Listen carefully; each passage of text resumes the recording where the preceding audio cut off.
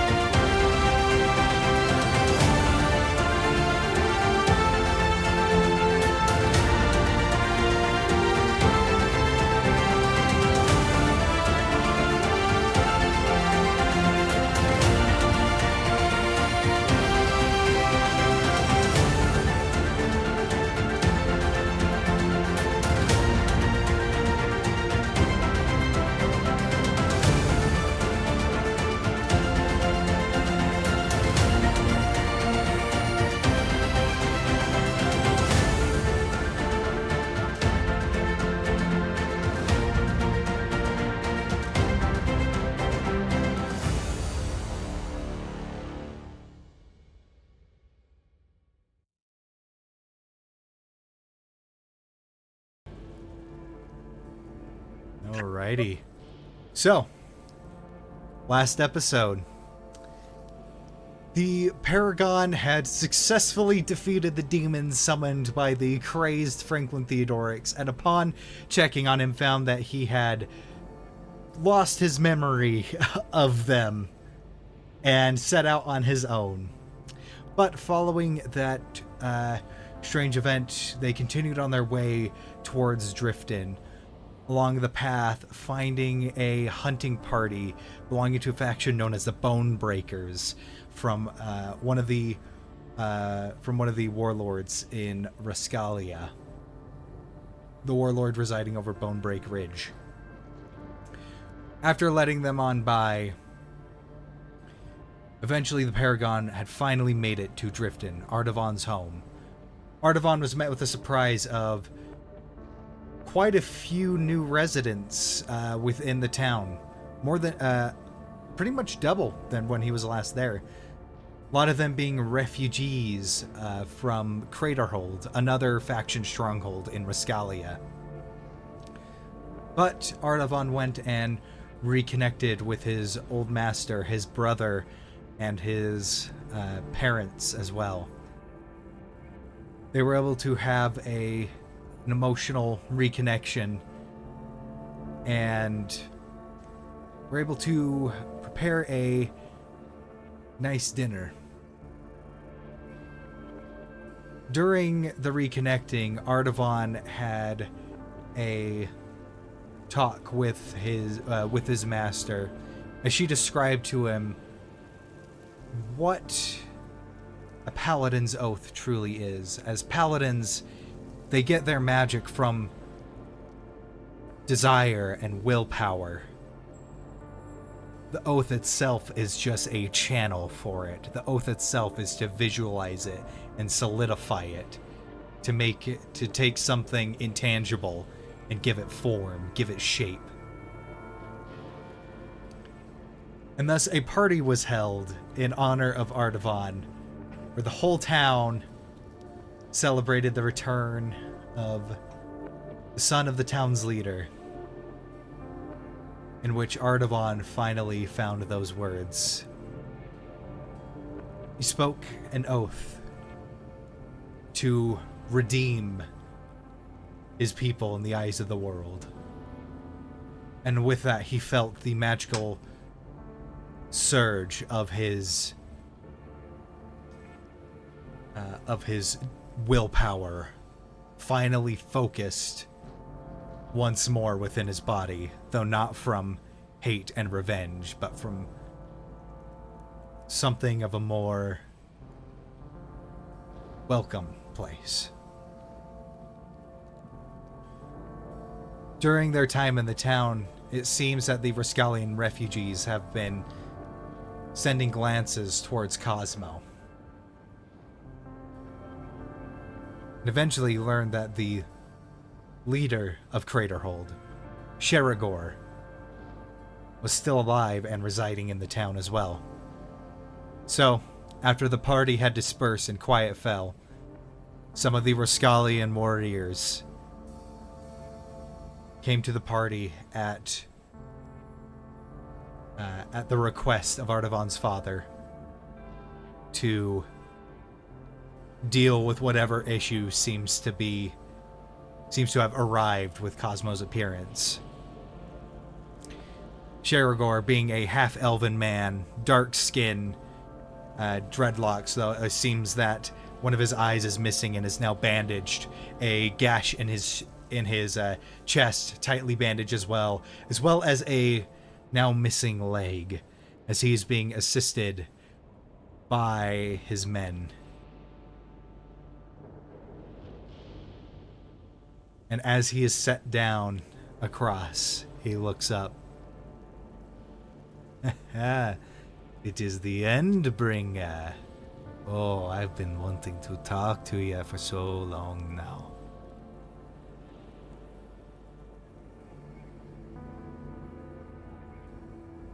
That Cosmo is going to get up from where she's been sitting all night. She's going to look at him. All the previous discomfort is either gone or well hidden. As she looks at him, face more serious than you've ever seen, almost like her blank state, but not quite. There's still emotion behind her eyes. She says, "My name is Cosmo. Never call me that."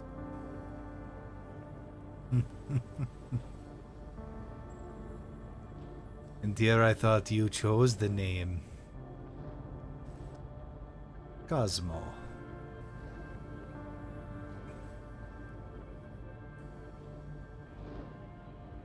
You know, my men were always afraid of you.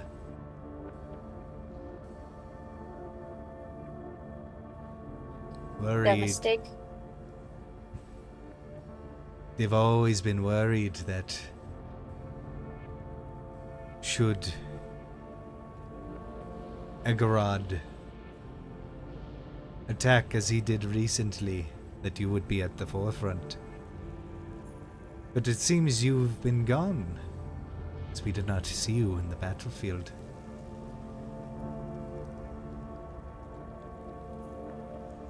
I am no longer his puppet.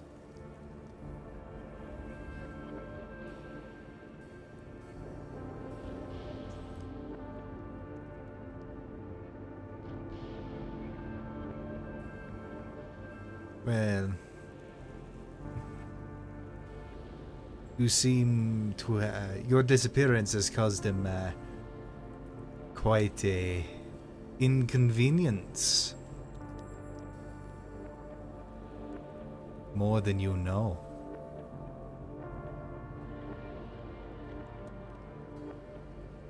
My appearance again will be more of one. At least for him.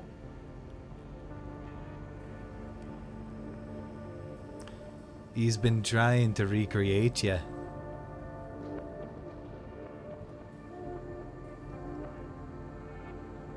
Do you recall a ritual of sorts that required the sacrifice of about a dozen men? I've been told of it. So it was done to you without your knowledge, then?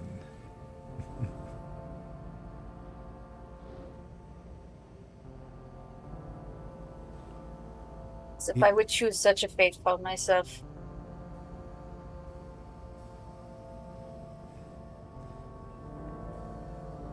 But it was incomplete. He had taken one of my shamans prisoner and used them to do this ritual. He was only able to just escape after this recent incursion and filled me in on the details.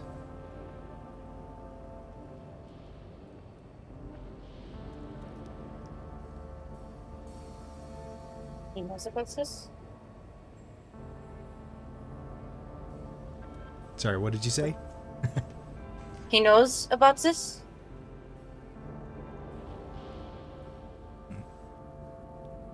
Would he be able to reverse it?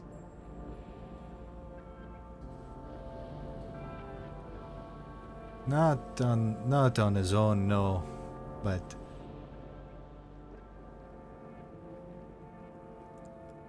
it might not be in the best interest of everybody should it be reversed. You see, how familiar are you with godly emissaries?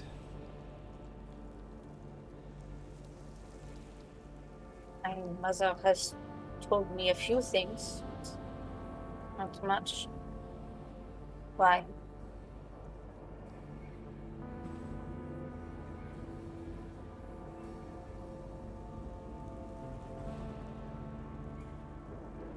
Well, that is the focal point of the ritual.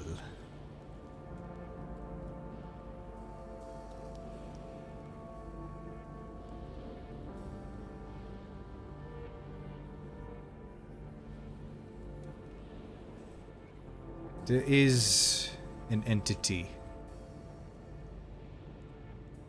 known as Pugna Fugake.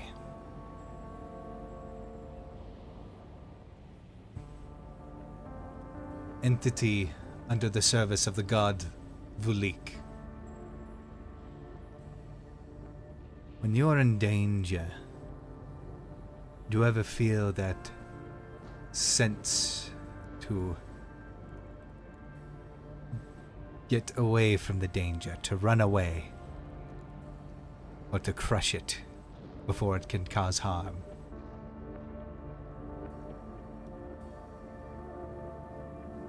This entity is the embodiment of that. Some call it the fight or flight response.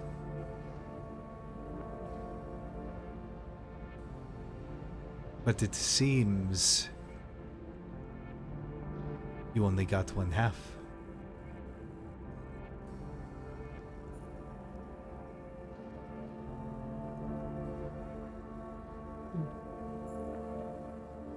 The thing that lives inside of you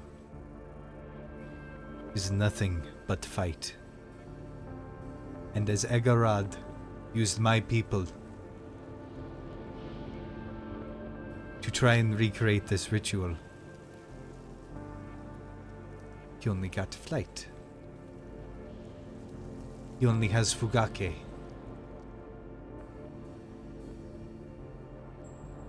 He makes only cowards.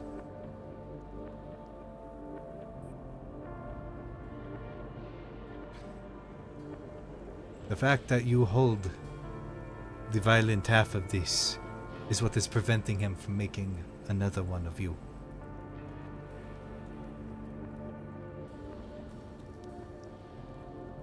But these entities are not meant to be separated. You have one half of a whole. Side effects of which are yet to be seen. I think they see it all the time. And she's like gesturing to the others. Hi. Hello. So there's a god inside of Cosmo? No, no, no. The servant of a god. Or at least half of one. How do you propose I get the second half?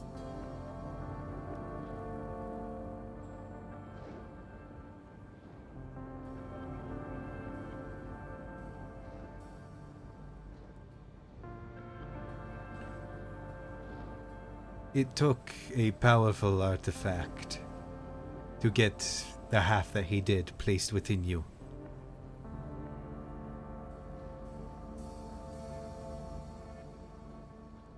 The artifact was consumed upon use. So just find another one. The only one that he has any whereabouts is his precious axe. It requires a magical conduit.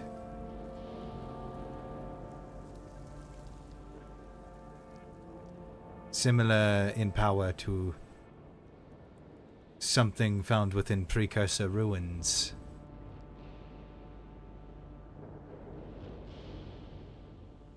And I So in think, the end, I will get it. and I think both of us know he doesn't want to give up his favorite toy. He's already lost his other one. Well, unfortunately, you'll have to lose one more.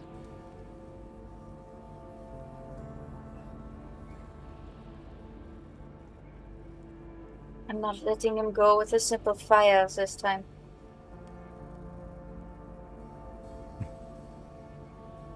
You'll have to get in line.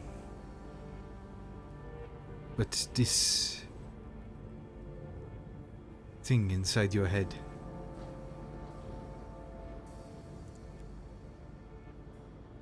you say that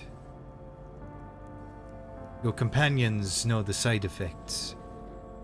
And he looks to the rest of you. May I ask what they are? How detailed do you want it? By the way, is this a friend? Right, is he someone we can trust? Is this because you're talking to him like a friend? Is he your friend? Her and I hate the same man and wish to see him dead. As someone who has watched my matches and hate him before, I wouldn't say he's my friend. However, due to recent circumstances, I believe I can trust him for now. We have a common enemy after all. And the enemy of your enemy is a Still an friend. enemy? Oh, no, a friend. Enemy of an enemy is a Just- friend. Friend is too strong. Ally then. Sure. Plus, I don't think he'd be able to hurt you. He's missing a leg. Don't underestimate me, young man. Oh well. At least he can see things through my eye now. Yes, the irony is not lost on me.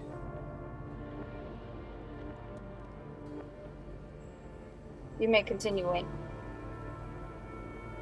When she tends to fight, she tends to go blank and she doesn't know what's going on, but she becomes very scary and attacks the nearest thing near her. I've noticed that she has full function as far as determining strategies in battle, but leaving the battle is out of the question. But I've noticed that she switches targets depending on who she thinks, or it thinks, the thing inside her thinks, that this target must go down first. I usually just try to stay close by in case she needs some healing.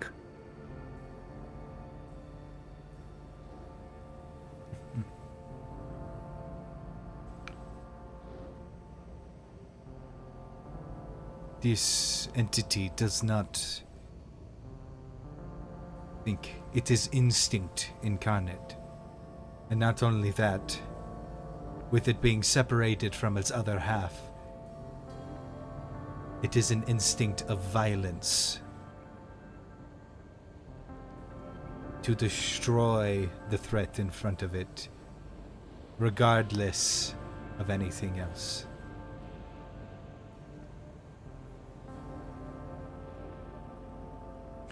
Yeah, that sounds like Cosmo.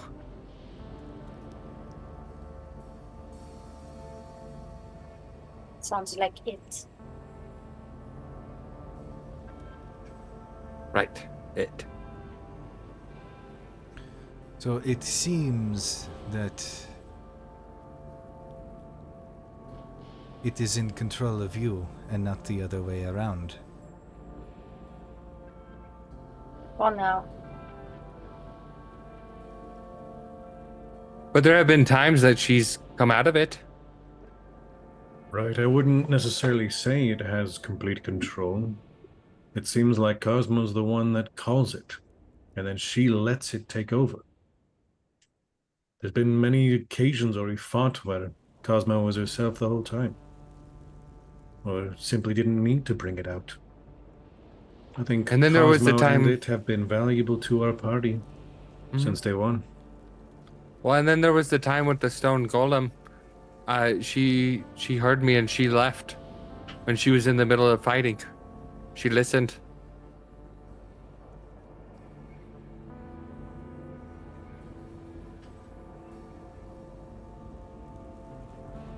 It seems that there are circumstances where your reason trumps instinct.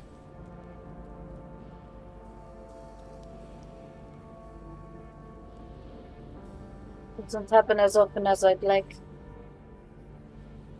However, it is easy. Let instinct take over.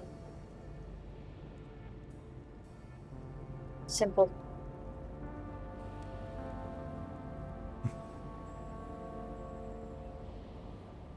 But that is no way to live.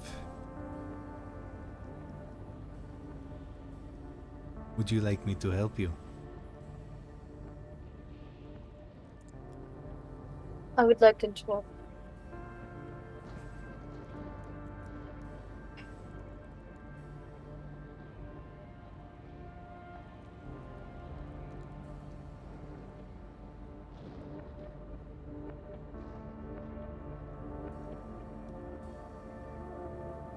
that is the case,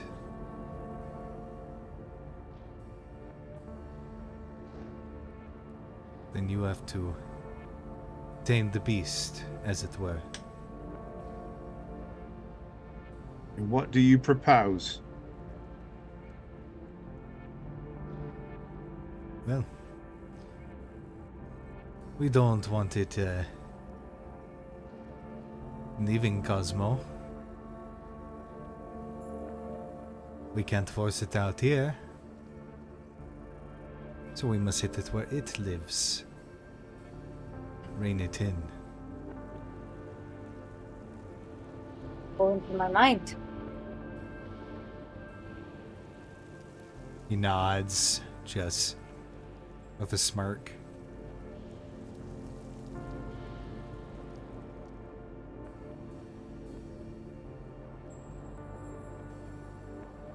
And how Are do you you do that?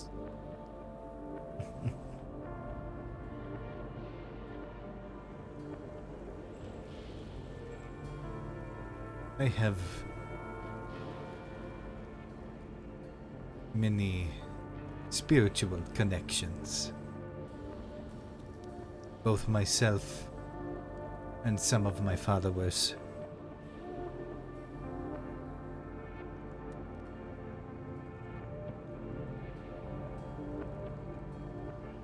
Are you sure you wrote this type of thing?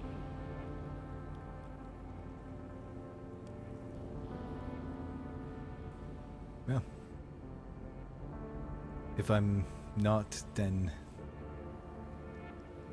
I guess when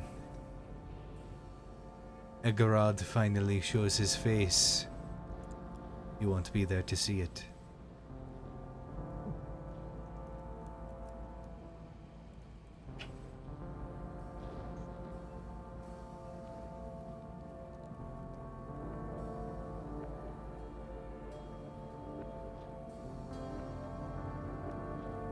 I do not Nope. do this lightly.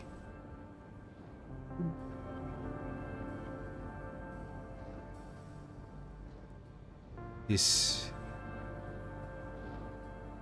is penance for not taking the fight to that savage sooner, letting his barbarity affect you and others.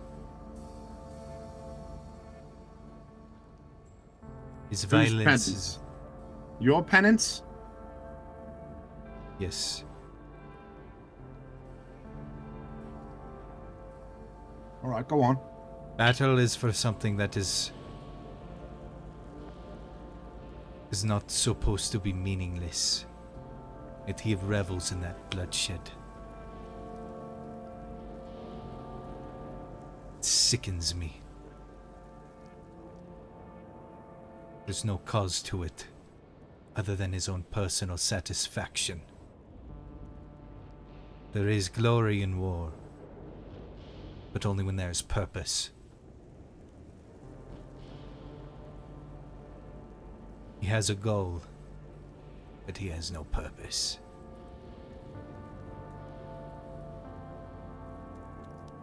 That we can agree on.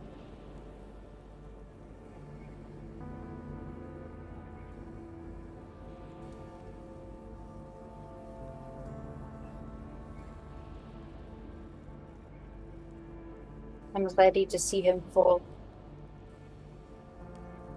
Aren't we all? Did you know that he's working with devils? No, but it doesn't surprise me.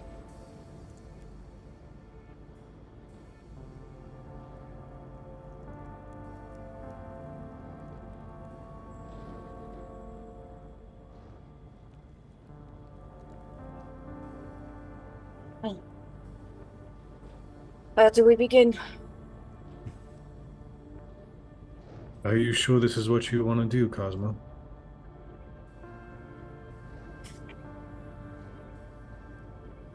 I don't want to live my life running. It's time I take my destiny back into my own hands. And out of his. And well deserved. Very well. I'm with you. And the good thing is, Egorod was one of his shamans, so if anyone would know how to do it, it would be the man with the shamans.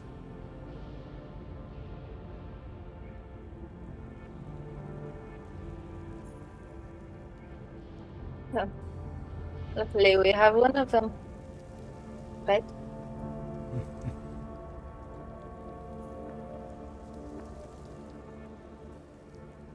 Give me the night to prepare the ritual. I will leave you to discuss among yourselves. And with that, his men kind of help him up, help him stagger off into the night. So is he limping on one leg? He's being supported. Yeah, he's kind of hopping on one leg while being supported.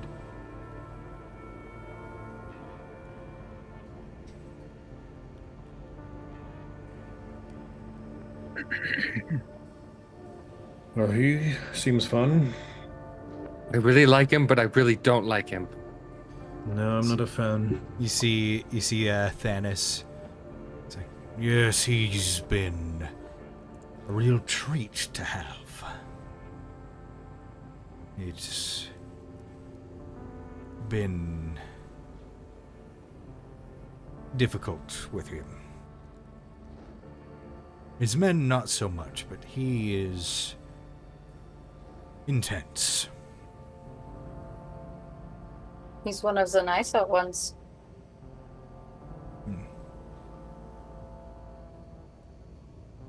Luckily, we haven't had any major run-ins with any of the other warlords. I pray you never do.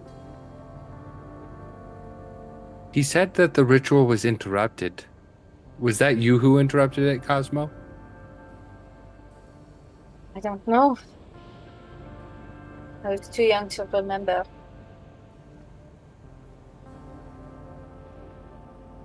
Perhaps the shaman would have a good idea. They were there after all. I think no matter what you choose, you'll always be Cosmo. You win. I hope so.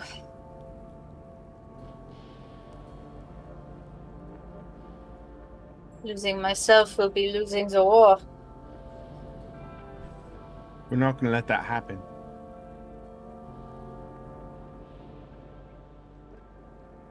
And then I get up real close to her and I reiterate and I grab her.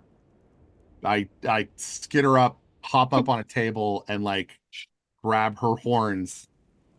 We're not gonna let that. Both of them And we're just like- leaves him hanging. We're like nose to nose. All right? We will Yeah. keep you safe. Mm-hmm. Nothing to be afraid of. We'll I'll be wa- with you. I'll watch over the ritual myself to make sure nothing goes awry. Thank you. She'll like lower her head a bit so he's firmly on the table again.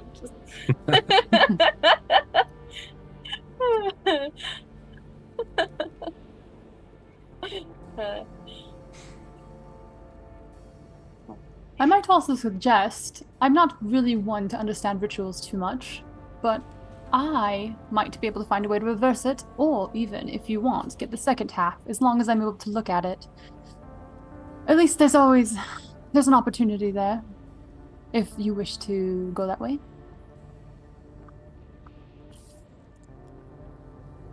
The way he said I would get the second half back is through that artifact, which means it's a lot to try. I'd rather rip the axe out of his cold fingers. Well, killing him isn't going to fix everything. If it was a ritual that did it, unless he is the tether, you will be yourself still. We could even use his powerful axe that you hate so much from the man, and use that to make it happen. I'm getting the axe anyway. Yeah. We will have it already. It is either go through one of those ruins he was saying, or we can get it from the man himself. But if she gets the flight half, will she still go blank? I think she'll be He said, complete. He said I will be whole, which means I will be able to have control of myself once again. Even if I do go blank, I will still have perfect control of myself. When I write down my notes, I always like to think of all the other options and possibilities of what it could be. My only worry is if you get the other half, what if this emissary thing takes control? Well, I have you guys to stop it.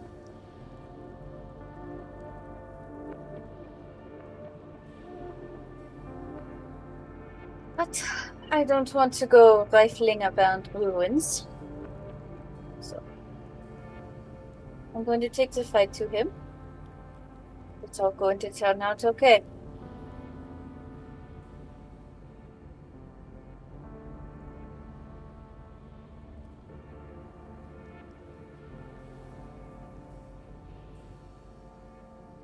Well, perhaps we can do something, sort of a practice, you might say. Maybe every night we can try and see if we can help you practice taking control.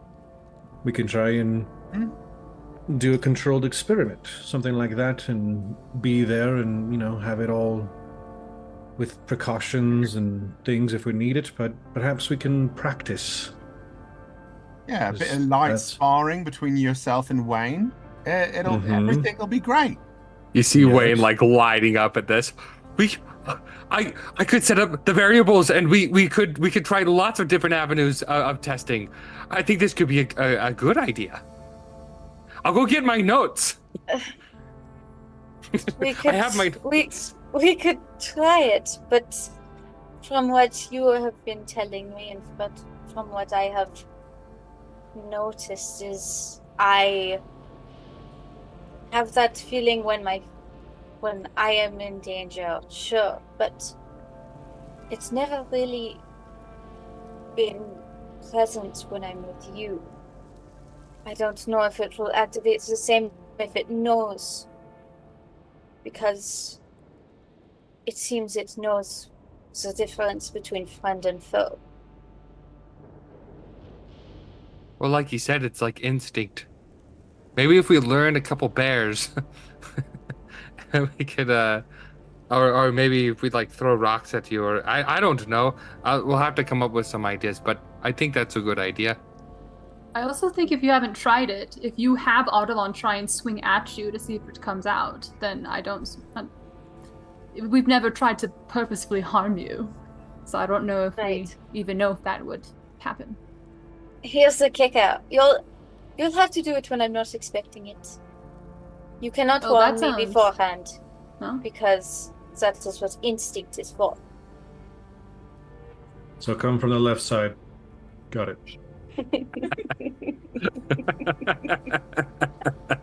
Yes. That is a very good tactic. You might get punched. Now, I will ask as well, what do you make of it, Cosmo? It has proven to, I guess, know friend and foe. It has fought alongside me many times, and do you see it as a sort of parasite, a vile enemy to you, or as a potential ally, a unfinished sort of gift? What do you see it as?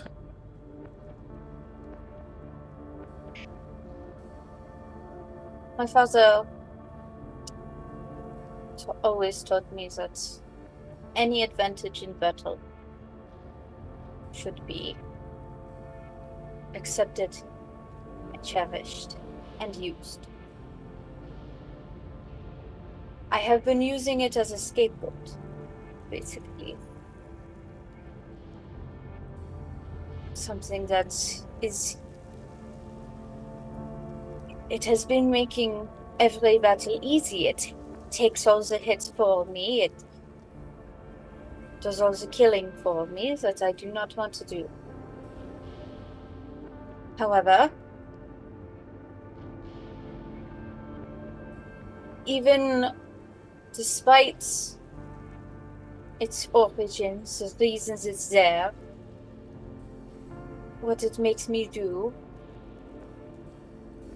I do think it's a gift. And I want the other half.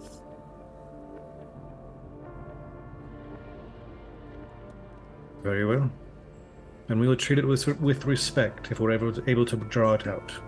Maybe it can be reasoned with in some way. I am curious what the potential of it is. As it has been said, it does not have any reasonable thought of its own.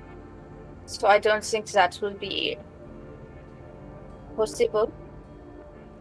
But if you somehow can, it's great. I love that. If nothing works, if something goes wrong, you have to stop me. You cannot wait for me to come back out. You have to stop.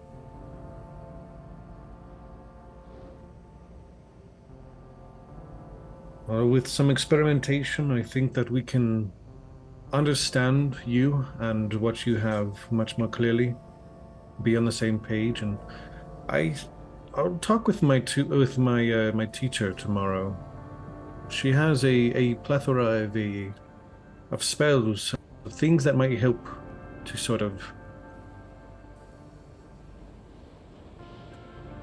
stop a fight, you might say, from ensuing. So maybe I can get some things from her to help me to prepare for it. Potions to calm emotions? Maybe. Perhaps a lotion. I heard Vivi's really lavender's good at putting good. people to sleep too. That's true. There we go. That makes me feel a lot better.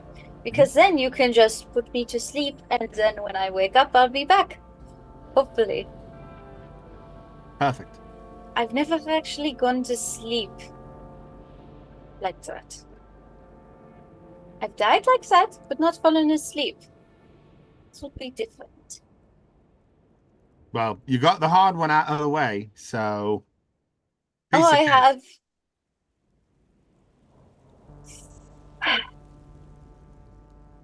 So what do we do till then? I think I want to sleep. This has been a lot. It is really late. We're early at this point. Yeah, what hour is it? Sleep Noon hour. right now. It's the very next day. You didn't see the sun go down and pop back up? Yeah, and with that, you see Ardavon's mom, Raven. She's like, "Oh, well, I mean, you guys could stay at our house if you like. I know it's not super fancy, but I mean, you definitely can."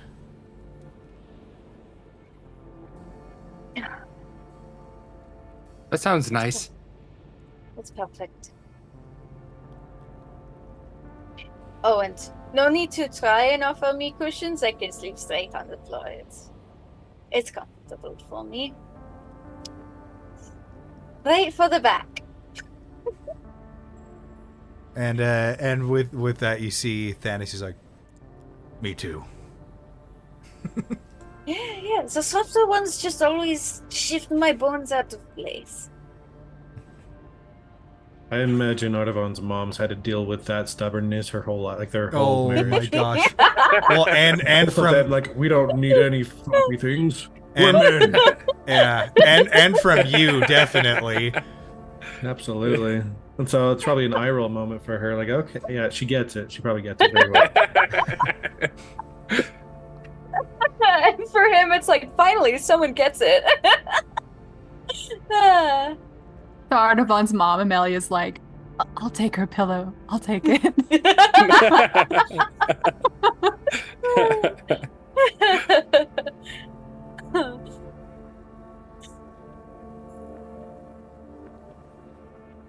I like your home, Artavan. And so yes, as you head inside, as Artavan described in the last episode, very barren, just couple rooms with no real furniture or anything like that.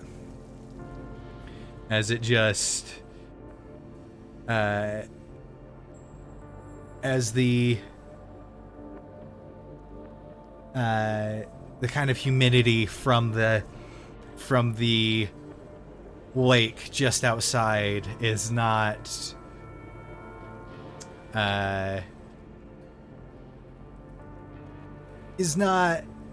kept out at all. So it's pretty darn hot in there. A little bit like a sauna. Yeah, it's really Leave the nice. window open. Yep. But yeah, like as we're kind of getting all settled in and everything, it's nice. We don't need blankets or anything. So, yes, Wayne, I love my home as well.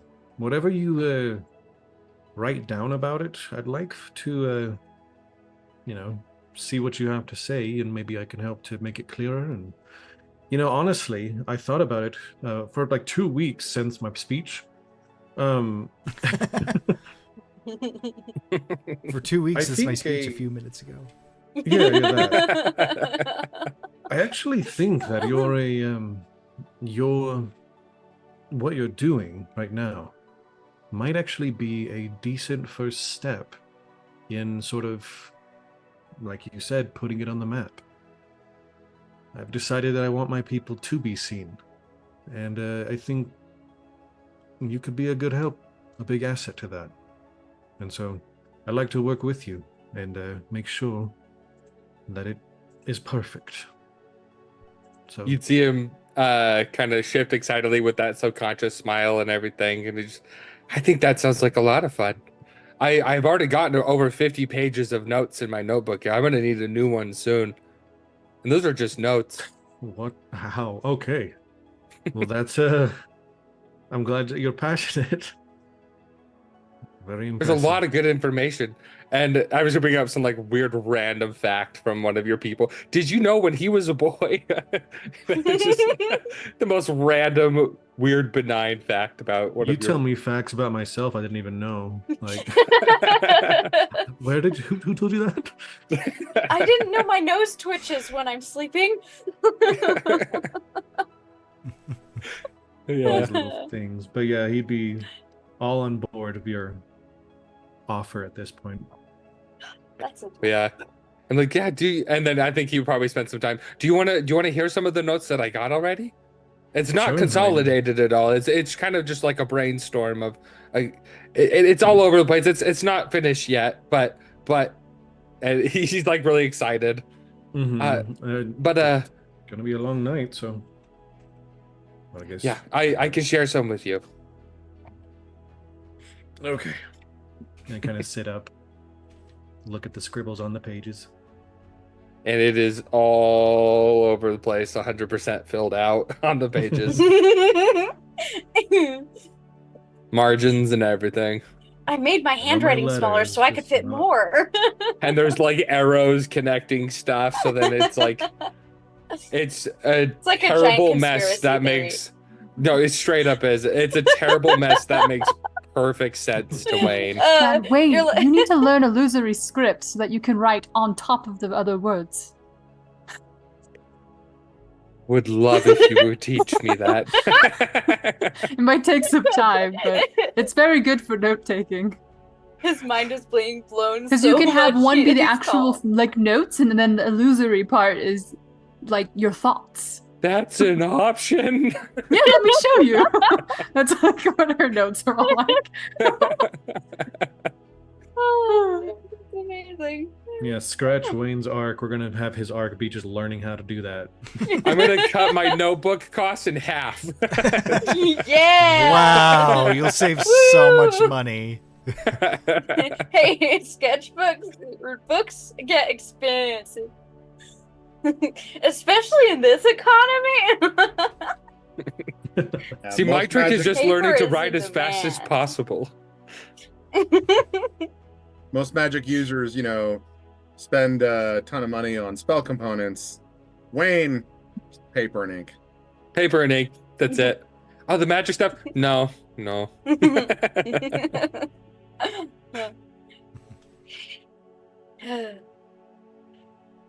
Yeah, that's what he would do most of the night until he gets tinkered out and tries to go to or falls Artavan asleep.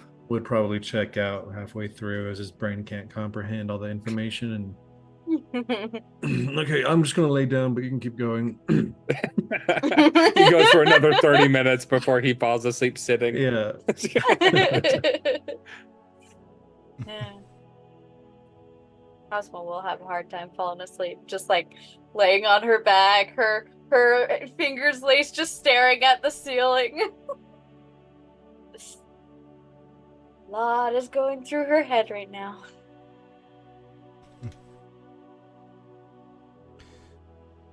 All right. So, as these, as your minds race and you wonder what this process will bring, that is where we are actually going to go to break. So, we will be back in just a little bit. For player reference, we'll be back at about 6:17, 6:18. And we will just pick up right where we left off. 6:18. 2319. The bomb codes have been. Oh no. The bomb has been relayed. planted. The All right. bomb is- We will see you all in just a bit and pick up right where we left off.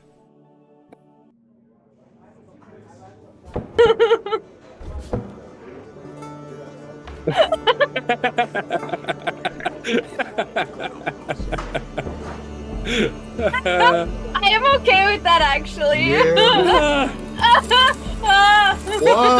What a handsome man is Bjorn. That's my older brother.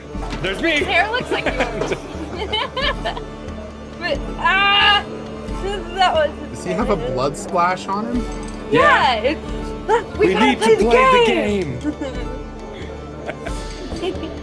Episode 4, I think. Or 5. So are the other campaign, are you guys playing weekly? Uh-huh. Every Wednesday. I thought I was getting a lot of notifications for that. Yep. Once a week. We want to basically beat the algorithm, and beating the algorithm is consistency and frequency. Yeah. Which has been pretty good. I mean, the Drifting episode had almost 300 views. Oh, are we showing the other characters here? Yeah, all of Erica's artwork now. Yeah, not like before, but now. Yeah.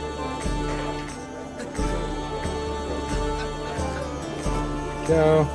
Yeah, so 200 views, and then the third episode from our other one got 300 views. That's been pretty consistent. And it's still showing our old stuff to people as well. Okay, so Badger is Jordan's character, yes?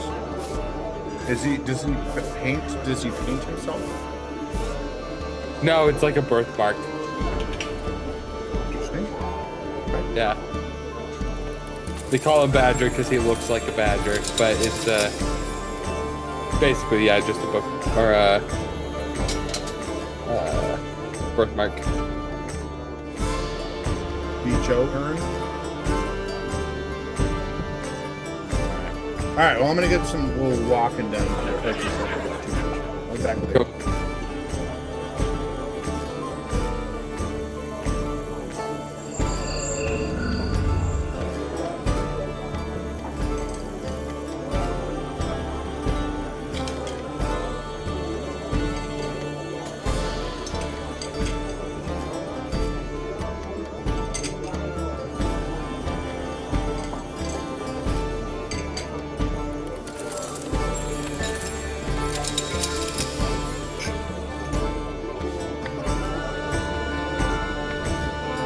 Yeah, we're up to in the last 2 days we've gotten 750 views.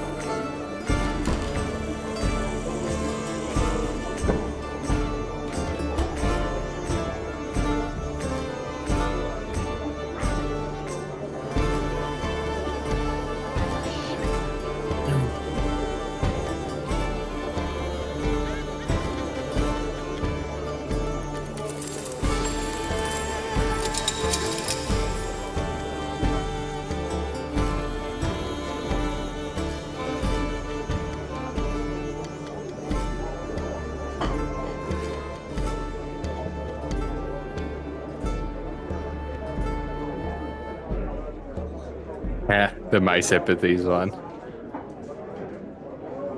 Love it.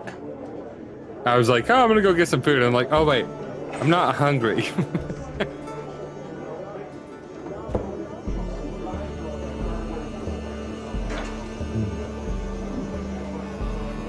Oh, that's a load bowl. We're gonna mug them. Yeah. Gonna mug them. Go to mug them. My name is Rakos. Rakos. Pax Eterna. His real name is Pax William. Paxilium.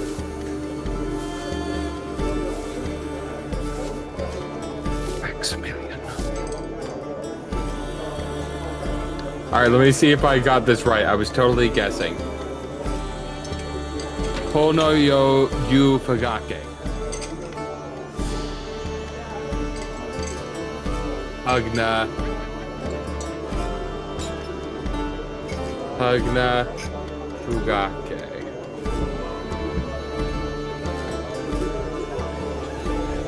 Latin for fight for.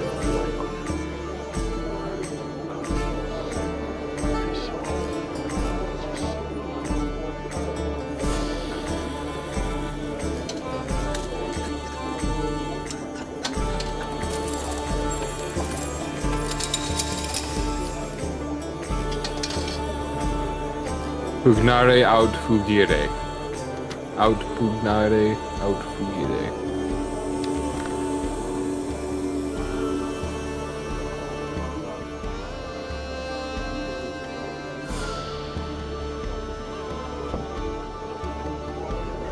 Ah, pugna fugate.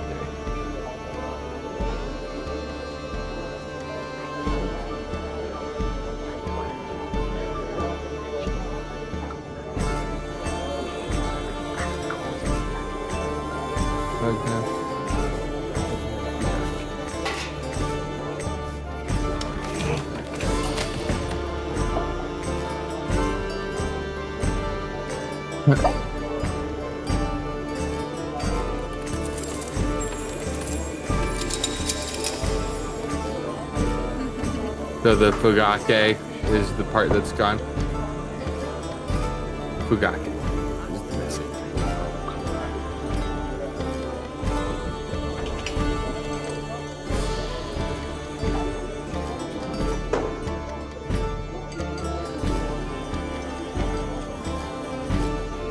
So juicy.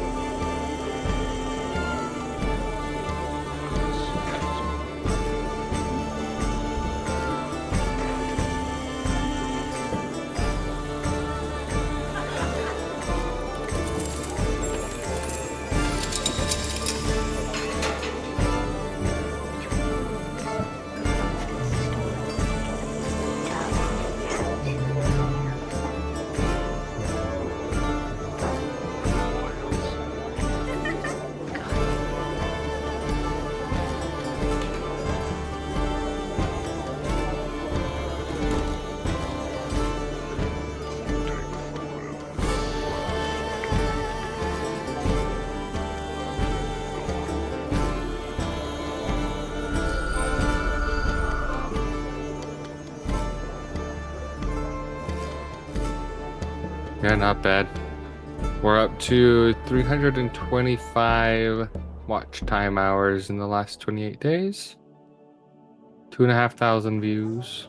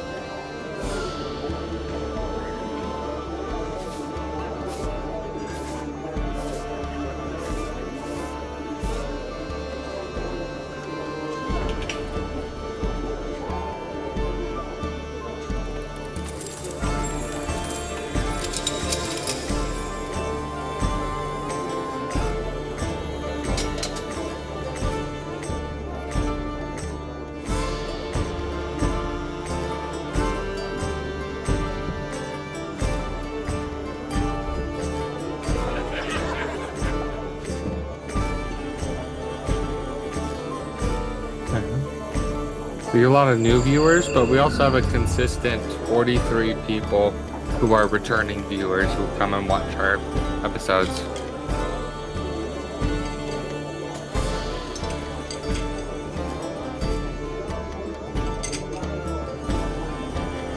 Most of it is from the United States, but there's actually a decent chunk who are from United Kingdom. And the 18 to 24-year-old demographic and the 25 to 34-year-olds.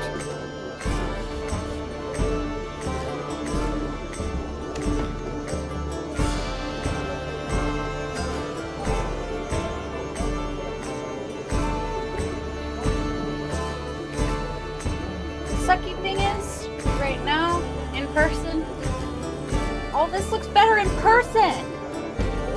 More colorful. It looks awesome. I think it rivals my favorite, which was the squid. Oh, it's the... How could you call them that? Squid face, sorry. Much better. Mr. Tentacles. That's just Squidward. We fought Squidward.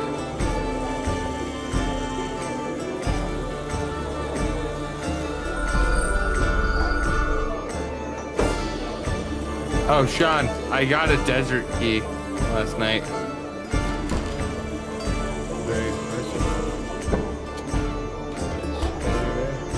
I sat there, I was like, I'm gonna go to bed.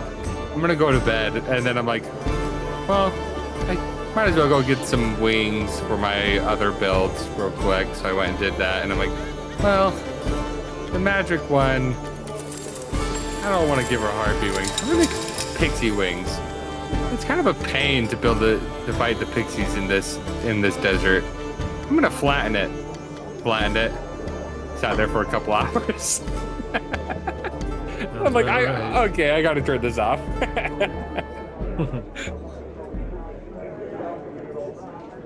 Yeah, that game's really easy to get lost. It's just as bad as Ark. Yeah.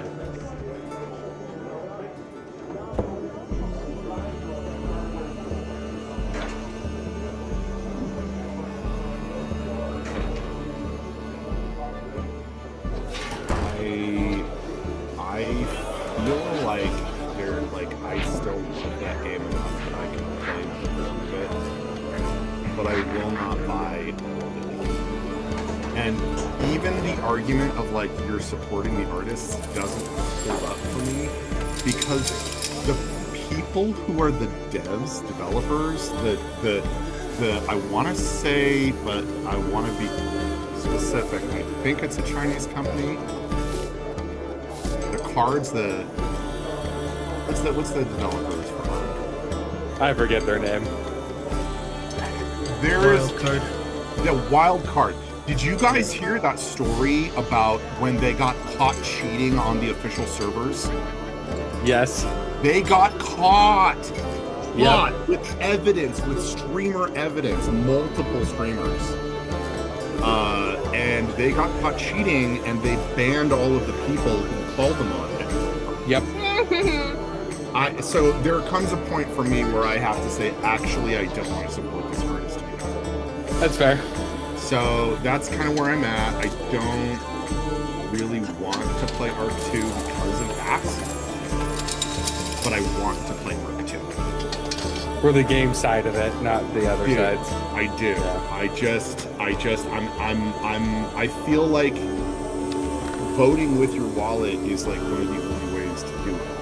Like to do it. That is one of the most important ways to do it. So right. All right. This has been my voting soapbox. I'm off it now. And me and Ark. Gavin, are you there? How do you make your how do you make your maps? Like, what program did you use?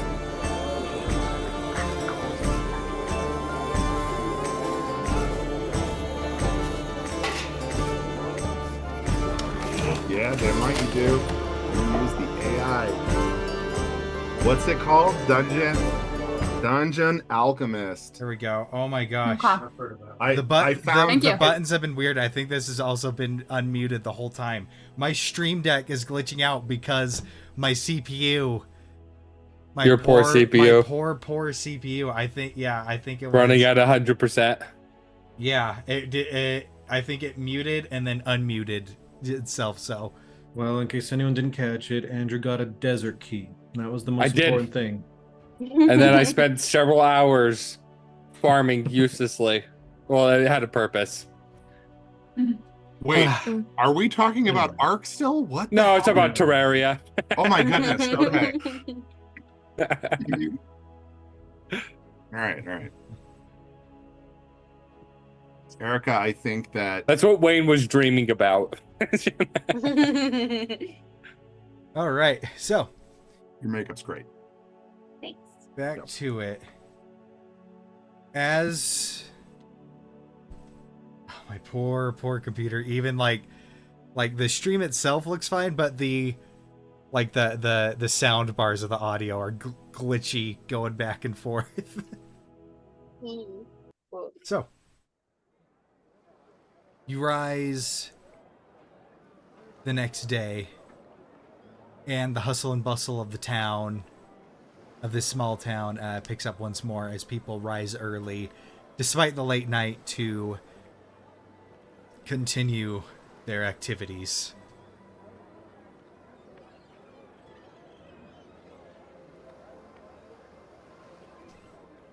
So,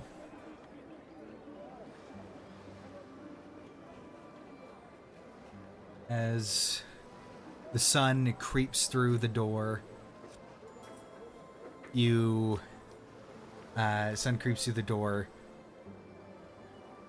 Artavan, your mother goes to step out, letting the sunlight in, waking the rest of you.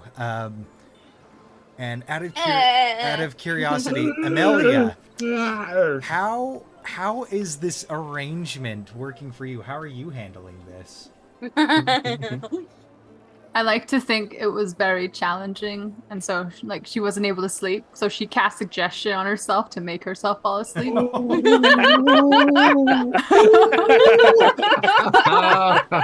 Like, I suggest you get a full night's sleep, and she just allowed herself to. That's a good idea. Chose to fail her own save. Yeah, Cosmo would have lent her fur poncho as extra So padding. she's probably still sleeping, even with like the light coming through, because she has to get a full sleep now. At some point, you'll have a monkey like moving your mouth and your eyes apart, like checking to see if you're awake. I don't think she'll notice because she's magically sleeping. Oh, if only! I hope Princess Wait, doesn't. elves cannot get magically be put to sleep. I think I can. Well, I don't know if it's magical sleep. It's suggestion. She's That's true. trying to break. It's true. She's trying to break bounds and like see what rules she can break. So like failing her own save. I only worked kind of, but not really. Like, is she failing her save, or is it just like self-hypnosis? Or... Honestly, you can willingly fail a save, so awesome. I willingly failed it. I really hope Princess doesn't get into Cosmo's disguise kit. Oh, sorry. Yeah, you'll be calling him Prince at that point. It'd be really funny. He's gonna do drag kinging. Resisted your own suggestion. Oh, that was not where I was going with that. I mean, there's a sleeping person right there. Or like, what if you're just paralyzed and you're not actually asleep? Like, it's only Oh, no. partially effective. You just can't move. We think you're sleeping. Oh no. He just took a Benadryl. Where your sleep paralysis. Even demon. Princess couldn't wake her up. Unconscious is not the same. Do you have some sort of divine magic that could possibly get her out of this stupor? She needs to. We could shake him. Woke but, up half expecting Wayne to still be talking. In his sleep? Probably. I mean, do we need to wake her up? If we are in any hurry. We didn't really specify a time we would do anything with your brain. No, we should probably let her sleep. This is not exactly the arrangements that she usually has. All right, let her sleep then. A little bit. I was Cosmo's going just to. shoving her fur poncho like under Amelia's head, just very carefully to give her extra padding. You have like a ton of pillows. Your head's just kinked. Princess keeps Like grabbing one you goes by the. on top. Princess keeps grabbing you like by the bangs of your hair and like pulling your head back each time. There's a pile Princess, of come pillows away, in the come middle away. of Amelia body sticking out. Probably dying of heat in that. Oh, for sure. But too tired to know. So I was planning on visiting Liz, my teacher, today. First thing to inquire for her aid and in our experiments, and I also want to know her opinion about my speech and all of that, and taking up my new oath and what that means. So, What I call yeah, anyone's welcome to come along. I can point you to some of the things that maybe you'd be interested in. You could whatever it is you wish to do. There's many ways that you can sort of get to know the people by helping in our day-to-day activities. I could take you or show you to some of the places that I used to do some of my aid, involving the lake, and we're going to go out on a hunt probably. Things are different, but I would hope most of the things that I've grown up with are still the same. But that is my intention. You can do as you wish. And simply say the word "come with" or ask, and I can direct you to where you wish to go. Come with. I will say that. Yeah. So far, this place has been very beautiful. Amelia, by this point, the spell is wearing off, and you're the suggestion lasts for 8 hours. And you fight, and you kind of groggily go, your back is sore, and you've never felt this stiff after waking up. You just hear her like groan a little bit. And then she starts taking all the pillows and kicks the blanket off her feet. I go. She's like rubbing her head. Vivi goes and just like, where would you get water? They don't have indoor. Do they have indoor plumbing? What's the water This is situation? Drifton. Why would they have indoor plumbing? It's mostly the lake, and I imagine they have some sort of refinement process because it's not like a purely clean water, but it's mostly trips to the lake back and forth. They might have a well. I give her some of my water skin that's just like ready to go. She just like holds it. I don't think she's gonna do. She just knows you handed her something, but she's just holding it. It's like, man, my head really hurts. Just open that up and dump it over you. It'll feel great.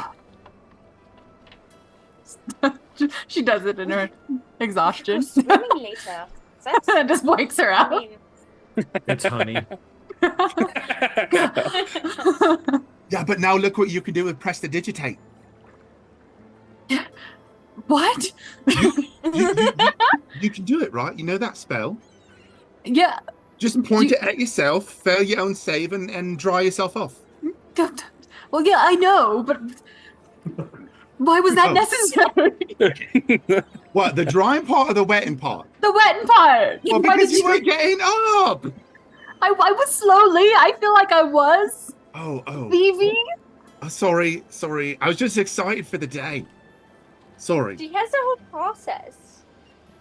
And I think Artavan too is like, isn't that's normal? I think everyone knows that. Like he splashes Wayne in the face every now and again just to wake him up. Like, boss, you did. You were the one holding it. You look over at Wayne do what and I he's was just still doing. wet. She hasn't prestidigitated at all. It's like, Artavan, don't get on his side. This is not. Don't do that again. I wake up at my own pace. oh Yeah. And Wayne's just drenched on the couch. So where are we going today? He doesn't have prestidigitation. See, he can't dry himself up. Give me a towel or something soft and small. I hand you a furry monkey.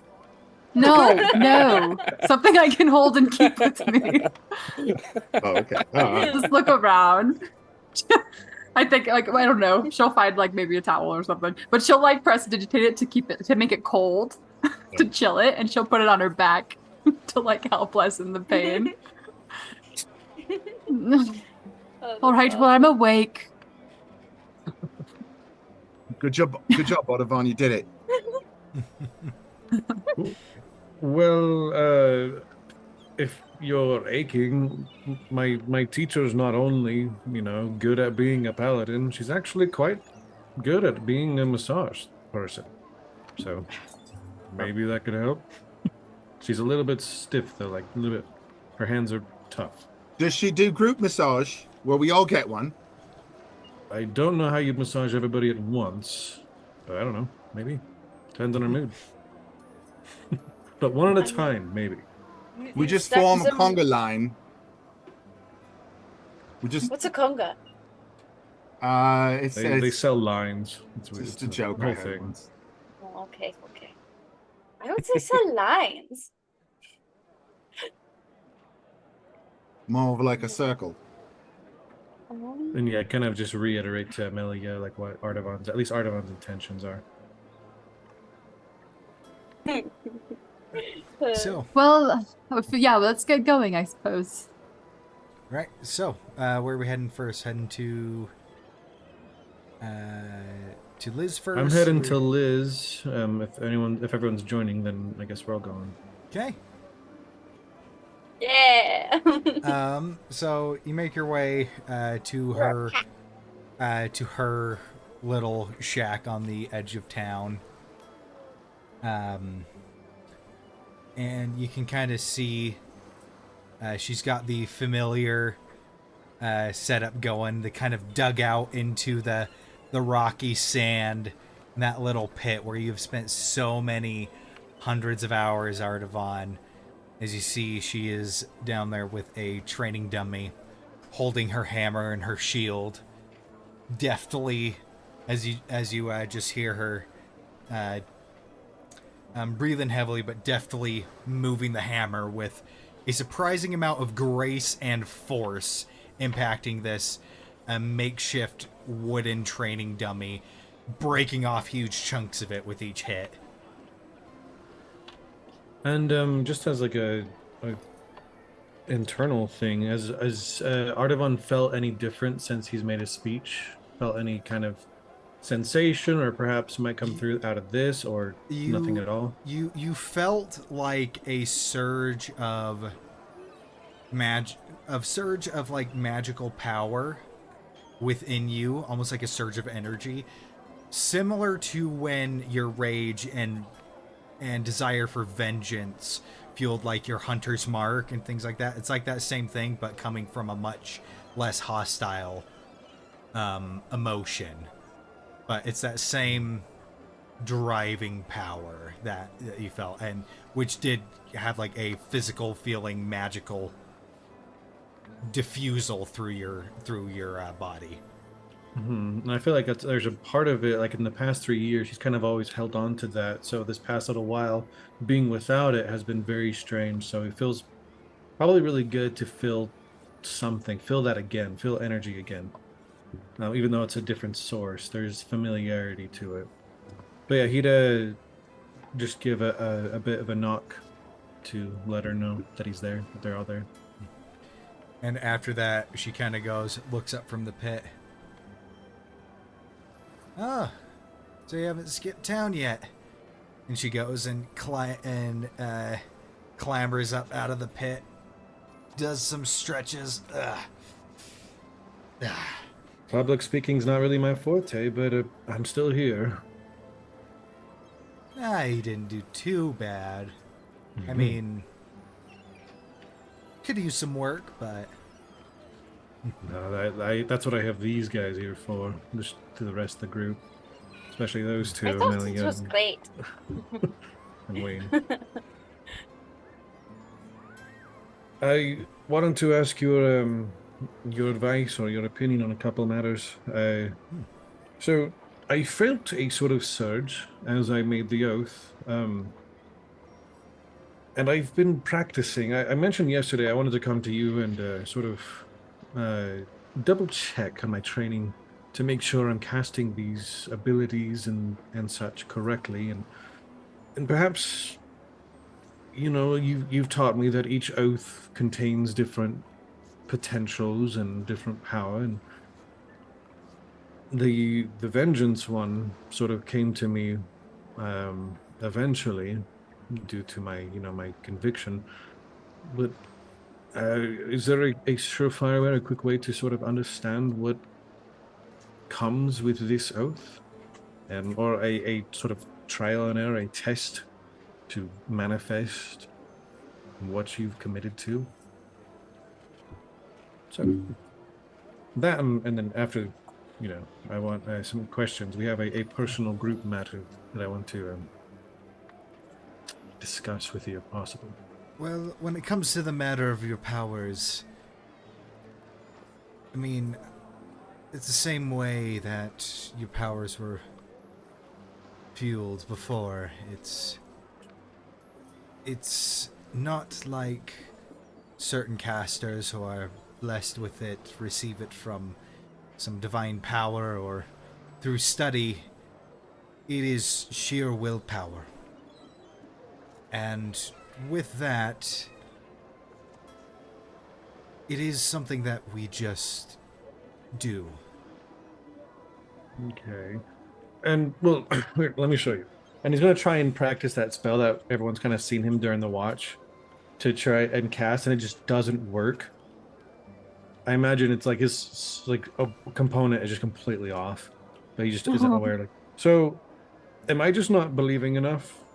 I don't understand how this is not working. No. I've been trying. It's in the same way as you gave words to your oath. The power and the magic was always there. But giving the words to your oath gave it shape and form.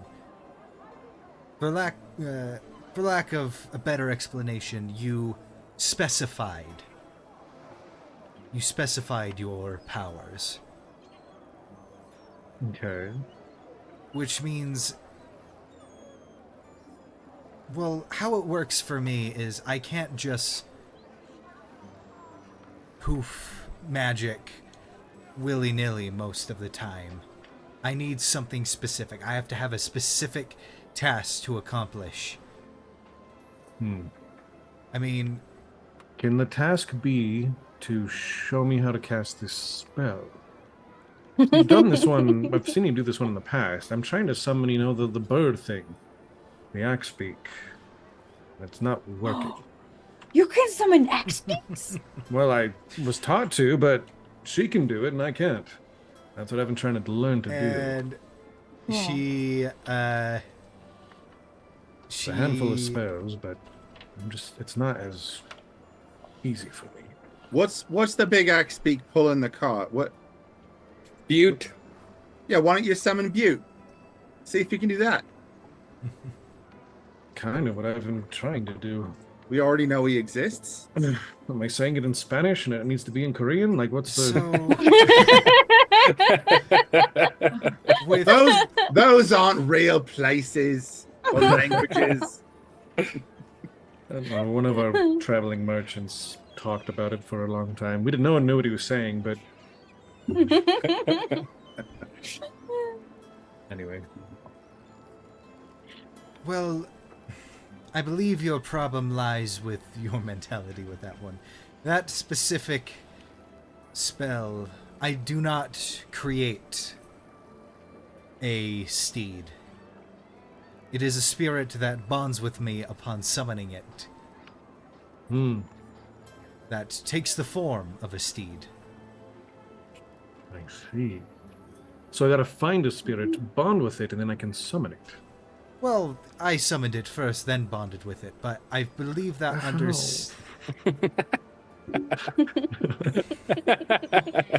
believe that the understanding that you are not creating a creature. You're not creating life, but calling for aid from something that already exists is something that... Is it? I believe you are trying to manifest your own power to create it into the world, rather than sending your power out into the ether to see if something responds to it. With that understanding, like I said, specify. With that specification, you might just be able to do it. All right. I don't know how much you want to roleplay it, but he's going to want to ask, or like he wants to kind of be introduced into this new oath and kind of the spells involved, and just kind of make it a canonical event of him knowing anything of that way, or how much you want to roleplay it. It's because I imagine it would take a long time to go through everything and all the details. I would say with that, she upon that request, she's like, I had to learn myself, and as I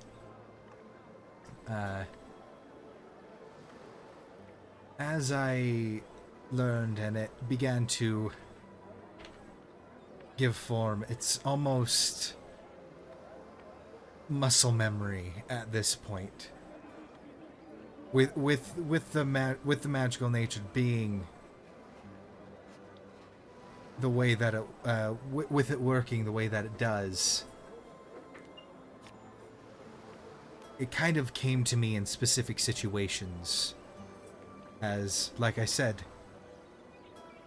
the situation that it called for was specified to me, and I had this realization that I can manipulate my magic in a way to suit this situation. So I'm afraid you'll have to figure that out on your own, but I won't leave you alone. Give me one moment. And you see she disappears inside her small shack for a moment. And like, well, it's just us. Like, I was hoping, I don't know, maybe if she would cast the spell, maybe I could hear what she's saying. Maybe it's different from what I'm saying. Anyway, I don't know if this is awkward for any of you.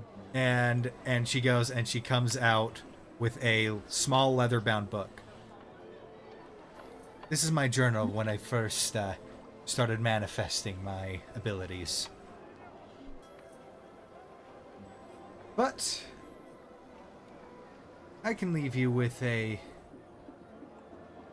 little bit of a demonstration, so to speak.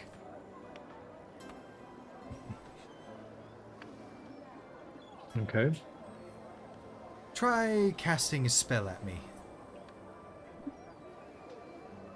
Oh, and boy. she's going to roll her shoulders and ready herself.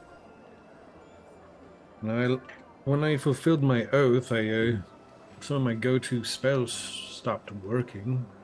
So I can try this one, and he'd like go to try and do like a little bit of a hunter's mark, and it doesn't work. I can put my mace still on fire, so that's nice, but I am not sure what spells I have. Like this one and Bane, which he still doesn't have. Nope, that's not going through. And with that, she's like, these your new oath comes from a much calmer, less aggressive place. Think serenity, think peace, think protection. What is one of the most peaceful states of being?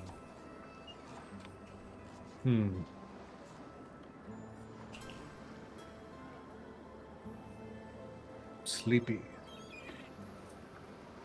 Pretty sleepy. Okay, all right. You will find that on page 6. And you see she readies herself.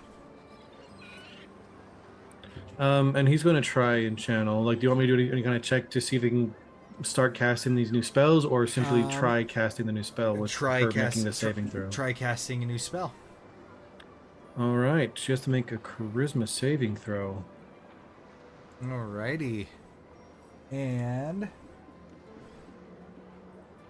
that is a 15. Oh, that's a 14 save. Dang it! All Still right, doesn't but work. what was the spell? Oh, Calm emotions, which Ah. is what she was just talking about. And with that, as you cast it, you I don't find know the what that was. magic. You find the magic leave, and she's actually going to willingly fail the save. And I found something. and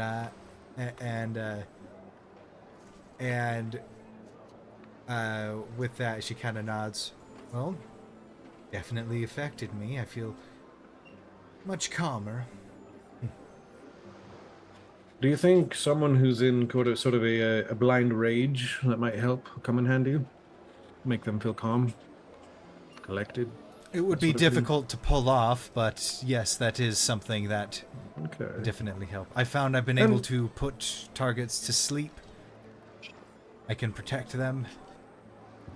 And theoretically speaking, you know, if we were to encounter someone who had a thing for rage and blacking out and going crazy in combat or whatever, would there be any sort of other kind of paladin-y things that I could do to help with it? Stop them if it came to it? Well, if your if your magic manifests the exact same that mine does, and it is taking the same form, most effective way that I found is putting putting people to sleep. But my master putting people to sleep. Also, there are there is magic for holding someone in place, though it is quite difficult to pull off on people with more sturdy makeup. Do you know the somatic, the you know the verbal or whatever? Do you know the components of that one? Yes. To hold someone in place. Yes, in the Through back practice? in the back of my journal, you will find you'll find all the phonetic. But yes, go ahead and practice on me. In the very back, last 10 Okay, I can't pages read. are the phonetics of all the spells that I have figured out. My own master, he was able to summon invisible walls and hold much scarier monsters. Mine only works on people. All right. All right. Audubon, All right. We'll take a look at it. Yes, Vivi. do you have a second? Can I ask you a question? Yes. When you cast that spell just now, you said it was Calm Calm emotions. Emotions, Calm right? emotions. Yeah. Was you playing the drums? I could have No, sworn I heard a drum beat. Was that you? Because it was coming right from you. Maybe you could hear my heart beating because maybe I'm uncomfortable putting on a show. I don't know. Maybe I heard your I didn't heart have beating. Wait, hold on. Let me show you what I played. What it sounded like. Princess, come here. And she carries the drum.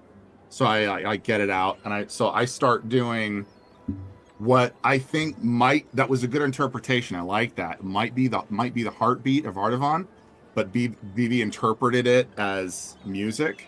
So I like to start a performance and do Impromptu. for you though. Like this could be something that if you want to just continue what you're doing, this will be like your rhythm. Right. I kind of feel like this could become a way for him to sort of acclimate to this new spell list is Yeah. by letting you hear his music and then you playing it and him trying to feel it. Thank you. That kind of a thing. Thank you for letting me interpret this. So yeah, I think when you hit the drums and everything, like he would like, okay, well, like trying to feel it and try and cast it and mind if I try casting it on you? With that performance, that's pretty good. Yeah. So I had a 12 for performance. Okay. Just doing the It heartbeat. is. Yeah, it is really decent, but you're also kind of readying yourself for, magic to come your way. And if you want to save, it's a 14 charisma save.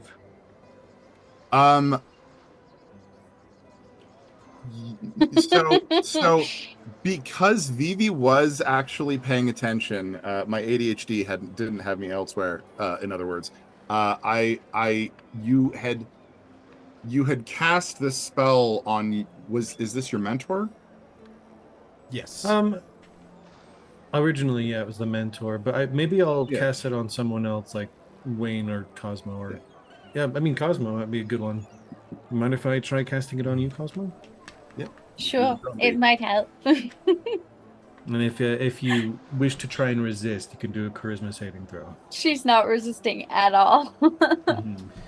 So yeah, I think with that the drum beat and him kind of like feeling it and sensing it, kind of trying to tap into that rhythm, that wavelength, he casts this calm emotions, and yeah, you feel just tranquil peace sort of fall on top of you. Yeah, your brain knows you should be nervous for what's going to be happening, but your heart doesn't reciprocate that feeling.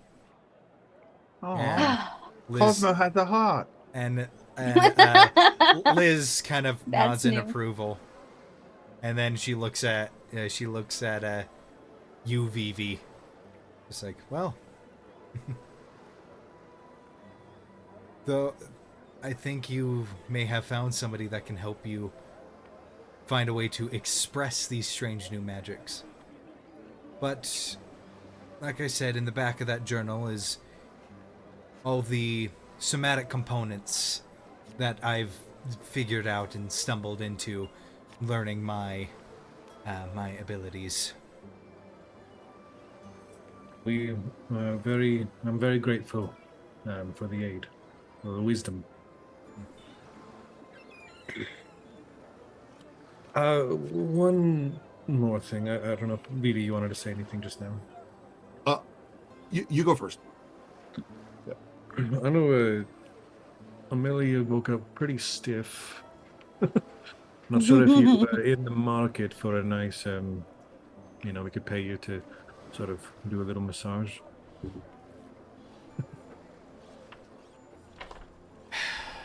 Yeah. I knew I shouldn't have learned how to do that. And the next little bit is spent. Amelia, she kind of does. It's kind of a rough massage, but it does loosen you up and get you feeling really good. It's something Artavon. This is something that she did when you got injured or pulled a muscle or things like that during training. And she's intermittently, she's intermittently mixing in a lay on hands, just like 1 HP here and there. And so it's only about like maybe 10 minutes, but it helps you feel much better. Yay. So yeah, thank you. I feel much better. Temporary hit points. Yeah. Perfect timing too. So after Artavon made that suggestion, like they go to a little spot, whatever, right? And at that time, like they're all assuming that they're sort of all hanging around close to each other. Vivi's still banging his drums, right? And then accidentally, I cast Aura of Vitality. Oh. Ooh. This is a paladin spell, which Vivi has osmosized, has been gifted from the cosmos through Artavon, and so for the first Gifted time, from me through Artavon. through Artavon, like the gift of like Yeah. that musical interpretation, and the trust that I feel we've built. I mean, the first time I saw this guy, he scared the crap out of me. I had to hide behind the other wall. Hello. I didn't know if he was gonna eat me or pat me on the head. And as you do it, There is like a bit of a visual effect, kind of hard to notice, but you all do feel a bit sturdier. Specifically, just so they can add it to the character sheets, what does Aura Vitality do for the Yeah, players? so for 10, it's a concentration for 10 rounds, or 1 minute rather. Healing energy radiates from you in an aura with a 30-foot radius. Until the spell ends, the aura moves with you, centered on you. You can use a bonus action to cause one creature within the aura, including yourself, to regain 2d6 hit points. Oh, nice. Wow. That is And really so Dang. Very during useful. that time, I think Vivi would be throwing those. If he understood that he now had that magic and he's slinging it probably with the drum, he'd be slinging it for sure to Amelia, who's getting like like the deep, Swedish Yeah, Deep it's like tissue. Liz accidentally like a little too hard, and it's the like kind where it's like ow, ow, but it's so good, ow. Yeah. and then you soothe it. But then she's getting lay on hands at the same time, right? So during Yeah. those turns, I'm like slinging it to everybody else, even though we all just woke up. It's like little drum magic in every direction for 10 rounds. all right. Yeah. And Does it have any visual effect at all, or is it all just you can feel it? So since this is a drum spell, because that's art of, correct me if I'm wrong, that was Ardavon's instrument. yeah. Mhm. Yep, that's correct. So I do also have one. That one is the one that the princess carries around on his back. Wait, what was the question? What's the What does it visual? look like visually? So he's bopping his drum, and I think if there's a color scheme, it should match the Ardavon theme. I like that idea. Since it's a drum, it would be pulses. It would be the sound waves expanding. Cool. That's I will awesome. say, Artavan used to have like a sort of a red tinge to his abilities with the Vengeance, but ever since then, anytime he's been able to actually get magic to come through, there's been a slight emerald green to it, to sort of have that color difference, like almost like a complementary change. That's why he made like the cloth parts of his armor in a greenish color to kind of represent his new thing. So yeah, the color might be in a greenish hue or something. That's perfect. So Yeah. just if you could see sound waves, they'd expand in every direction, right? Not just on a two-dimensional plane. So just these quick flashes of that emerald green coming from the drum. Cool. So does the magic, like if I did like an Arcana check on his magic, it would look different, like the way it's working, or would it not really because it's still coming from like an oath?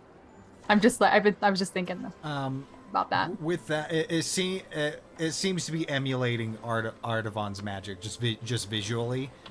But you can still tell the difference between the magic that comes from the willpower of following an oath versus the magic that is manifested through expression, and this is the latter. Cool. Thank you. But eventually, as you finish this, you see that within her shack, she actually has some bags packed. And she kind of goes and starts shouldering it once she finishes. You leaving town? Yep. Heading to taking a few of these people and well, I figured I'd help them with some reconnaissance. Very nice. Well, thank you again, and I wish you the best of luck. And if you need any aid from any of us, or at least from me, I'll be there. And it seems that without me, you have a good companion to bounce off of to help figure out your new abilities. And she gestures towards Vivi. Yes, I have ideas already, and I'm looking forward to it. Yes. All the technical things that I had to learn from my master or through trial and error you can find in my journal. Most of it isn't worth reading, but I keep a summary in the back of how the spells work and their verbal components. It is a very valuable gift, so thank you. Actually, before I go, can I see it one more time? Yes. And you see she grabs it, flips through it. There it is. Rips out like 2 pages and hands it back to you. Crumples the pages up, stuffs them in her pocket. Now you can have it. That's fair. A lot of emotions on that one. Liz, apologize for interrupting a farewell. I just had a question. When we met you yesterday, you mentioned that you were searching in your books here about rituals on a battlefield. Were you able to find any information about that? Well, nothing specifically, but I have learned of many rituals. Certain rituals of summoning monsters mid-battle to gain a strategic advantage, or a lot of necromantic rituals, but trying to figure out a way, well, a counter ritual if this warmonger's forces try anything that is beyond us. Would you be comfortable sharing the rituals you found with me? Maybe me and my friend Wayne, we might be able to discover more about it and perhaps help in your endeavors.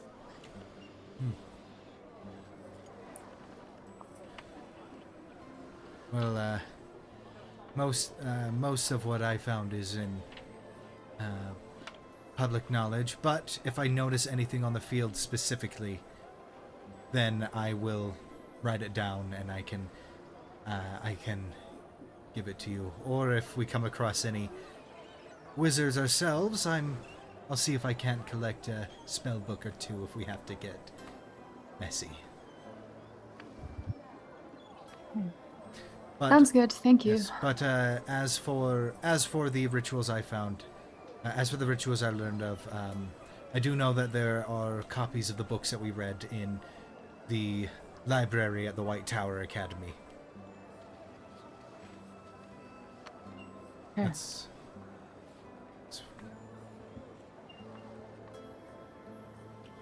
Those are the books that you were using to try and figure out the ritual? They're at the tower? yes. Academy? Okay. Yes, Thank we borrowed copies. The old priest, he called in a favor, so. Okay.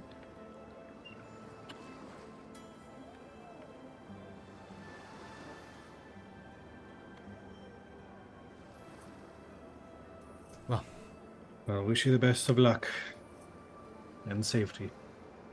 and you as well. Should you find your way to Rascalia, we'll be trying to keep a home base in Sanctuary, so you can seek me out there if you ever find yourself there. Mm-hmm. Very well. Wish you luck with that. Thank you. High five! And she goes and nods and trudges off.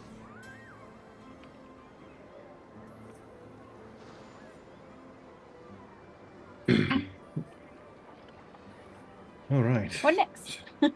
Well, so I'm not sure if it's very aware, if you're all very aware of it, but I'm not exactly the best at reading. So I'm No. going to. I know it's a bit of a What? shocker, But but I you're always am. so eloquent. I thought you read a lot. Just No, make him do it. I just grew up with a very eloquent father.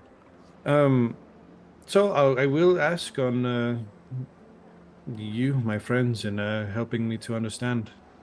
And I think it would be nice if maybe we could write or copy down her synopsis and notes and maybe return her journal to her next time we see her.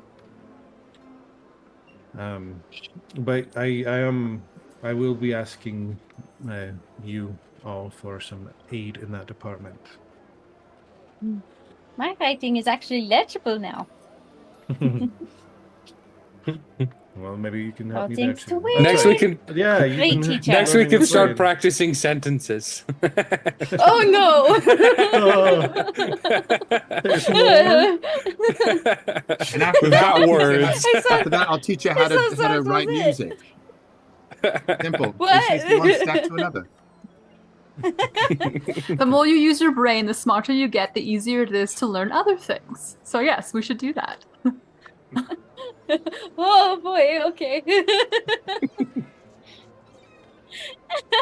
Hey. She's still stuck on the sentences part. Like, there's more. I feel like Artaban If knows, you like, read her writing, it's just random words placed next to each other. Exactly. Yeah. Means like these are the Artaban's- most common Cat. words that you need to know. Fence. There's Wheel. been like a little part of Artaban that's been a little jealous that Cosmo's been getting taught. Like he knows like 22 of the letters. Like he knows he's familiar with characters and stuff.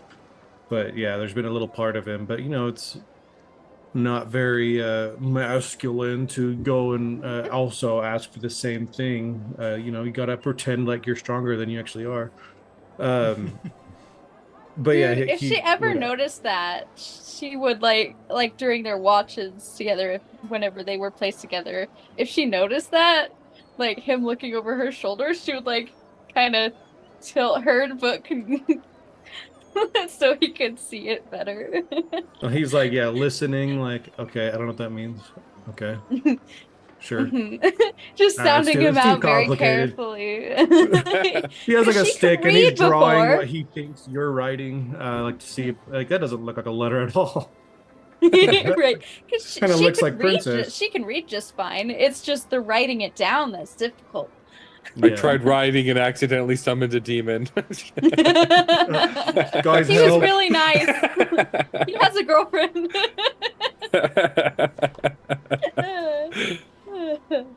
Oh, man. Nah. You know, I don't know if there's like, I guess we can say it in character. Do we want to see what time we want to do your thing, Cosmo? We didn't really specify a time. Well, all right.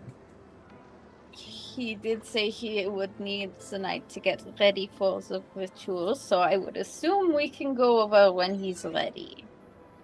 Which might be a lot, because he doesn't have as many limbs as he used to. He might need a lot of help. Fair. Well, this is a very small town. We can go and ask, perhaps. Yeah, we can. Or we May could do I some of those activities you talked about. That's what I was about to suggest. Perhaps you can show us what you do for fun around here. Yeah. Can you teach me how to fish? That was going to be one of the first things I was going to show you. Oh, so, and like they start going off, and he'd tell them like, this lake, me and Armin and a few of the others, we've really had like this role of scavenging for goods, scavenging for driftwood, hence the name. And Hey. I'll kind of show you a little bit of the process. And I think he'd take you to go see Armin. You'd probably chill there for a little bit, and he'd show you on the blacksmith and kind of some of the things they've done, a little of the memories, and grab like this big old grappling hook and like a fishing rod or two, and take you to the lake. I'm imagining a montage of all the things you just said. Yeah, Yeah, exactly. That's why I'm yeah. not role playing it out because there's gonna be a lot of stuff to go There's over. a lot of stuff. We'd It be would here take all a night. few Yeah, yeah. sessions. Yeah, it'd be a few sessions worth Yeah, of talking. yeah, yeah. There's one scene But yeah, where it's Wayne like hooks a fish handful. and gets pulled into the water. Yeah. Cosmo is far away from the water. And he'd talk about like how like he's part of the hunting squad and protection. So he'd show like in the distance you can see like these little formations. Certain monsters or creatures have been known to exist there. So we talk about like little adventures he's had and just his roles that he had when he lived here growing up.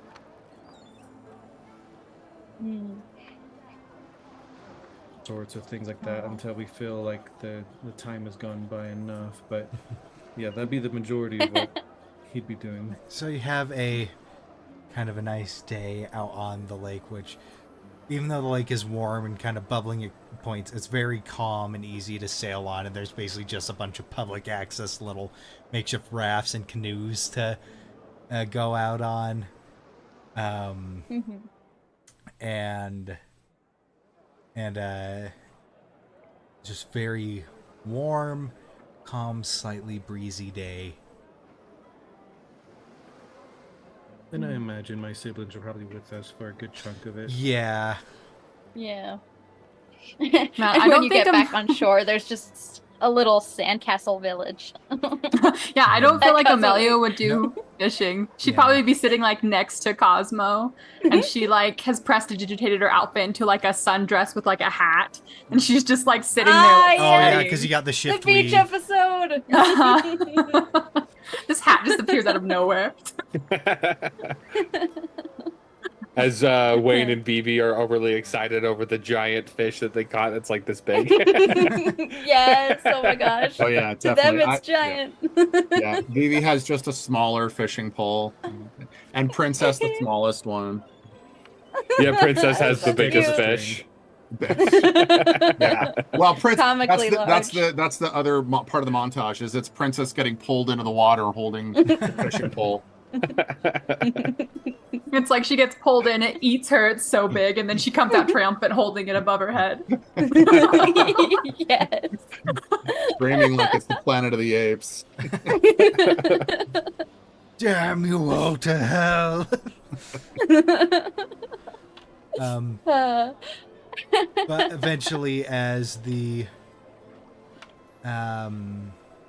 spell would eventually fade, Cosmo, even though you are enjoying this time, the anxiety slowly builds within you, and you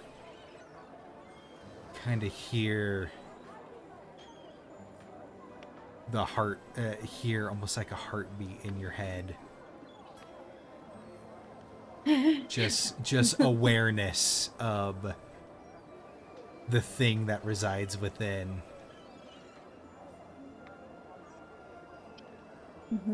Working on the same sand building multiple times because she's just kind of zoning out at this point. Anxiety, yay! Can't escape it even in Dungeons and Dragons.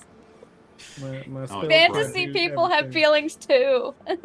Anxiety thrives amongst role players. In the Yeah, right place. But yeah. as the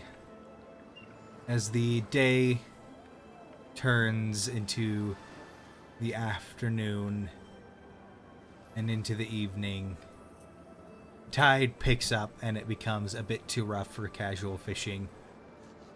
So those of you that were on the water are forced back to shore.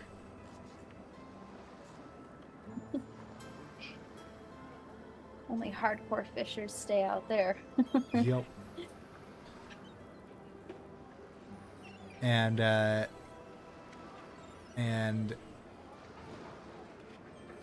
as kind of as you go in, Armand would kind of as the group kind of gets back together, Armand would kind of look between you all. It's like, So have you thought about what you wanted to do with what that, with what the guy said last night? It's...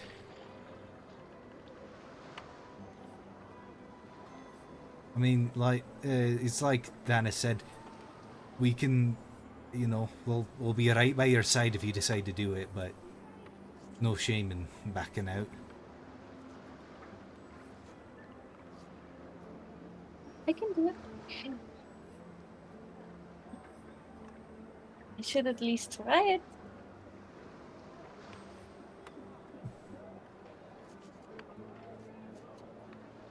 I would like to step up just to kind of like shoulder to knee, on With Cosmo, and just step up and just let her know that I got her back, and then I want to intimidate the dude and be like, "And you better not do anything funny."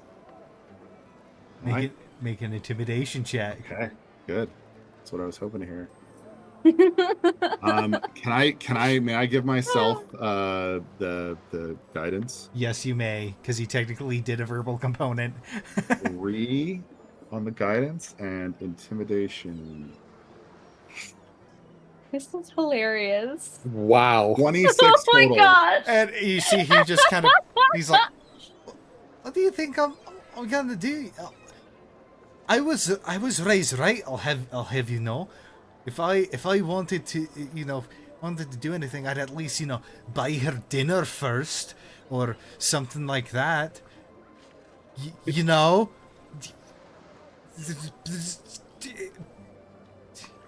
Are you done? Yeah. All right, go get to work. All right. This is hilarious. I love it. Poor Cosmo's the Armand. barbarian. Cosmo's the barbarian, and she hasn't used intimidation once. And yet here Phoebe is I gotta protect dishing it you. out.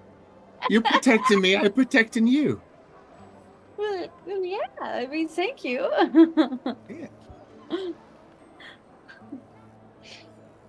Yeah. We should probably get going with the ritual. She's nervous. I don't know what you were rolling that for. Did Armin just hit on you and maybe Artavan was in the water for a sec and didn't catch it? Like, what happened? I don't know what happened. I was a little zoned out too, so I caught him talking about something, and Cosmo's kind of out of it and doesn't know anything about that. So she's like, "Oh, what?" BB intimidated Armand, and I don't know why, but maybe he was up to something. He mentioned buying me dinner or something. Oh, weird. I think it was. I mean, it's sweet of him to offer. I usually eat with you guys. I mean, why spare the extra Wait. expense? You tried to say that after I intimidated him, he asked you out on a date. A what? Did you accept the offer? I think so. Well, this is happening. Whoops. It's like cartoon level misunderstanding, and I love That's it. always how it begins. That's always how it starts. I was so focused on, what was going on. I don't think I fully understood what he was saying. Well, great. Now I'm going to have to intimidate him again. No. I'll accept it. I'll go. I don't want to be rude, I did accept, technically. Okay. I'm not going to punish him for my own misunderstanding, Oh, but I will. Cosmo's anxiety is now gone. Now she's anxious about a date. She's got a whole new problem on her plate. Oh man, this is great. If you would like, I can give you a little boost that kind of should help you if you feel like you need it. She'll cast the Fortune's favor on you.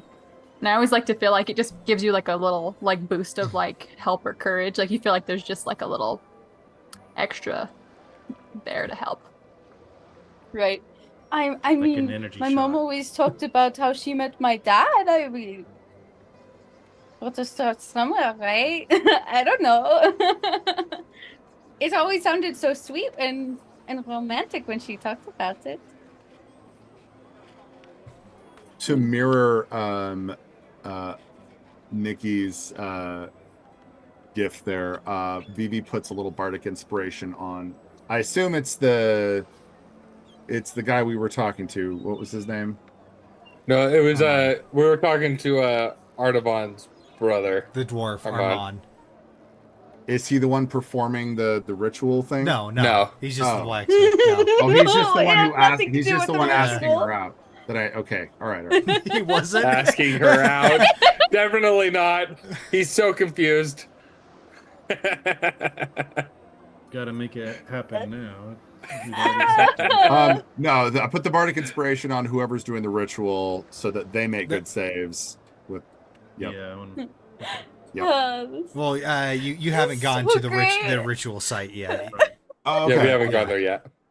Forgive me. In my mind, I'm picturing people standing there. Got it. No. Perfect thing But you do notice, balance just it being the out. town, you can see pretty much the whole town where you are. It's on the outskirts of town. You see standing torches have been kind of put up in a circle. And you do see some of the Rascalian refugees drawing marks in the rocky sand that is there.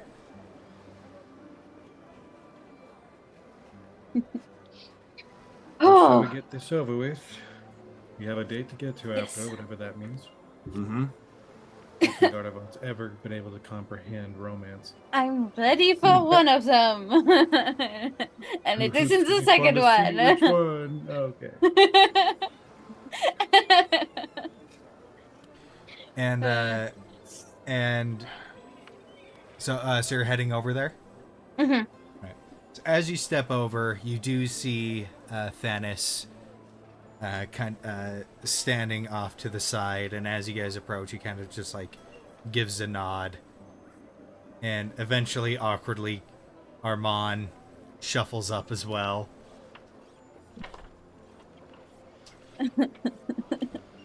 Yeah, Cosmo's not really looking at it. She's just like, just glancing a little bit. So, what should I do? What should I be? And they both kind of shrug, but then you hear that voice. Ah, there she is. Oh, are you ready for what is to come? Yes, I'm ready. Let's go inside my brain.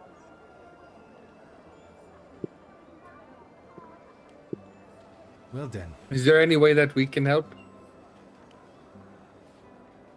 do you wish to go in with her? That's an option. You could learn so many things, maybe. I would love to go inside. Yeah. You could write so many things down about how brains work or something. We should Cool experience. we should send 2 people in, keep 2 people out. Maximum safety. Okay. Melia, you should go. Like Wayne said, so Me? much to learn. Imagine the kind of notes we could take. I think We'll take Cosmo care of should. Cosmo should think. She should choose. She wants me to go. I will. But she's been with you guys longer. Yeah. I mean, And with that, Thanos would kind of step up as well, and he just kind of quietly says, "I've asked the Sky Dancers to keep an eye on the situation as well, so we do have things covered here, should you all wish to go."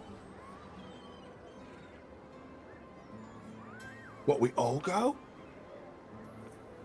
Do I you didn't want? think that this was an option. Do you want? Do you want that, Cosmo? I mean, I don't mind if everybody goes. Is But that do the you best way want to it? keep us safe? That's That's not the same as what he said. You said you don't mind, but do you want it? Uh, too many choices. Is We're this the all just best gonna way to see. keep us safe? Sorry, what'd you say, Vivi?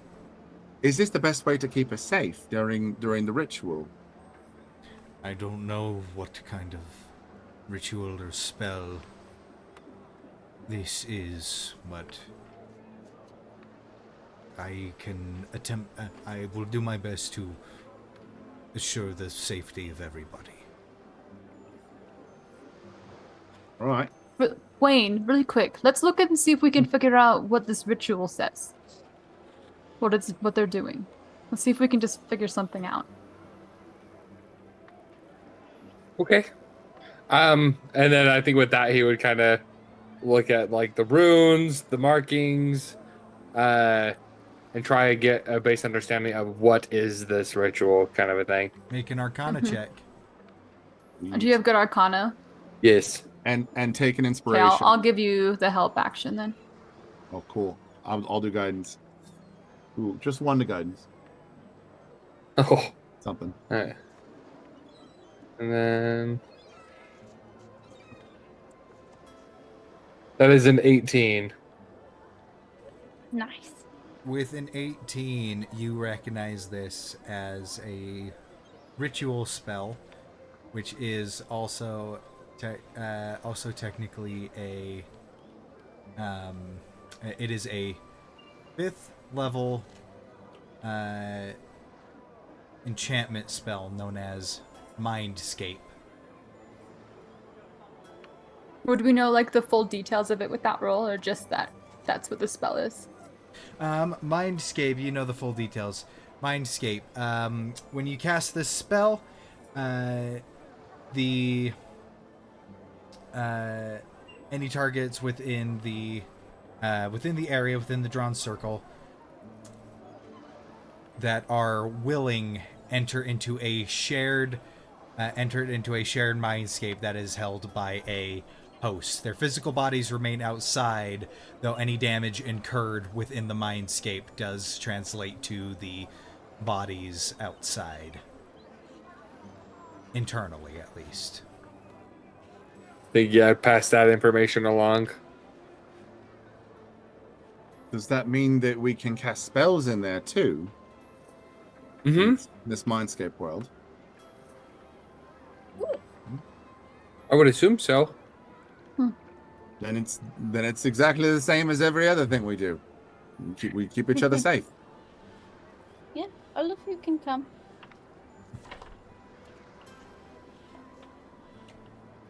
Remember, Bugna is the instinct of fight incarnate. It will stop at nothing to pulverize you. And You are fighting instinct, and you need to command it. so I need to go in there, find it, fight it, and win. That is your journey, not mine. I only offer the door.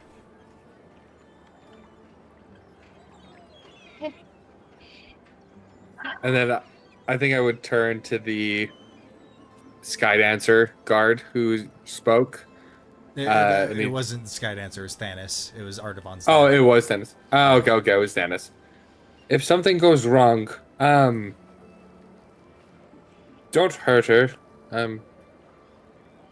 Try to hold her still.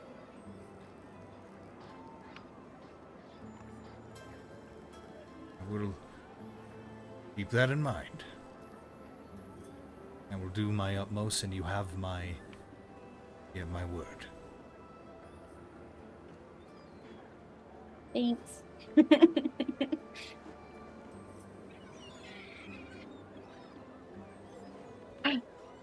Right. Here we go. Step into the circle. Okay. Pat on the shoulder of reassurance. You got this. Do we stand around her, or does it matter? Kind of as you're going, you get directed by Sherigor. Cosmo, take your place in the central room. Everyone who wishes to join her, stand in the inner circle. And he kind of lays out, it's like a layer of different circles going out.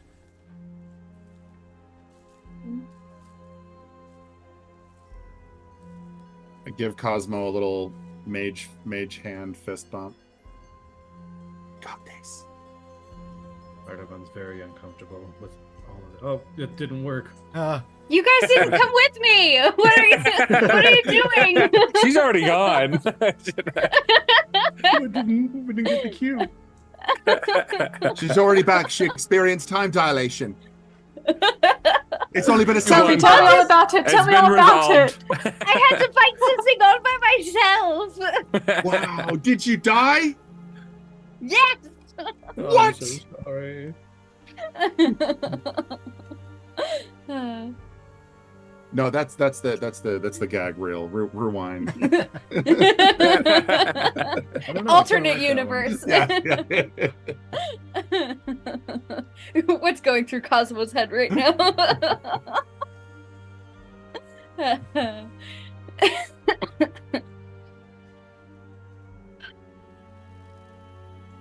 No. Cosmo, you are the host of this Mindscape. However, you are not intended to be. Through your Mindscape, you must find the Pugna's equivalent.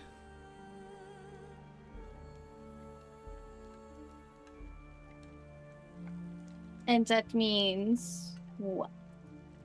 You must find his Mindscape within your own. Mindscape. Okay,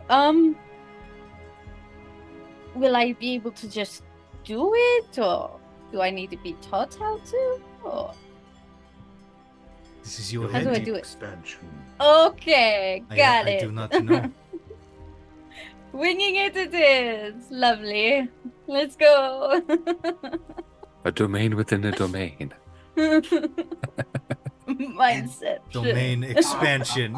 Just kidding. As That's what Artavan said. oh, He was- Artavan. Or sorry, Sean. How dare you? Shaunavan. Artavan is only expansion.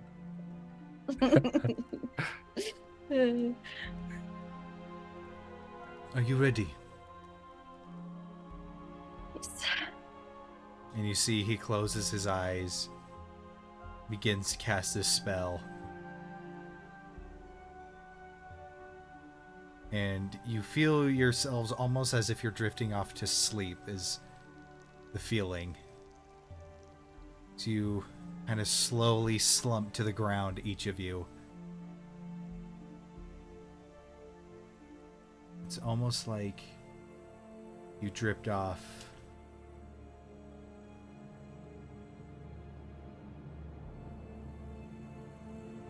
And then you awaken. Cosmo. Similar feeling. You awaken in the pit. As you look around, the rest of you, what you all see is this dug out crater. And gnarled looking wood stands. Warriors and bellends and criminals all shouting for blood.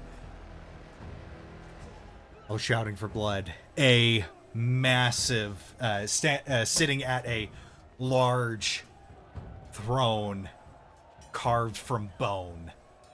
You see this massive orc. An axe at his side, a great axe, with one of the blades broken off. What used to be a double-headed axe. And in the pit, you see your companions around you, though it seems that nobody around is acknowledging you. But you see Cosmo. And you see another Cosmo. This other Cosmo. Younger. No tattoos. Blank expression on her face. Going up against 3 other combatants. As you see, the first one charges in for a strike, raising his sword over his head as Cosmo bends down low and cleaves him in 2 in one fell swoop at the waist. The next one charging up to impale her with his trident as she bats it away with her bare forearm. And and slams her fist into his gut, causing him to keel over as she readjusts herself and brings the axe down on his neck, cleaving it off. The third combatant, turning his back, dropping his weapon to run away towards the entry gate. As he tries to desperately get the gate open, Cosmo approaches from behind, slowly, and grabs the back of his head, pulls it back, and smashes it against the gate. And then again, and again, and again, and again, and again, and again, and again, until nothing but pulp is left. As the corpse falls lifelessly to her feet, the crowd erupts in cheers. And as the crowd cheers, you see Cosmo, the younger Cosmo, come back into it. Stare at her hands, dropping her axe.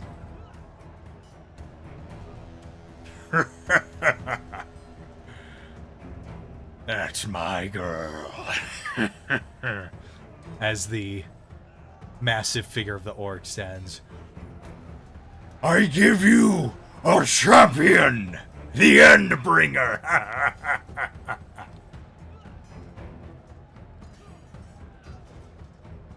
What do you do? Oh gosh. Seeing this relived. Oh man. This is intense for Cosmo. Oh my gosh.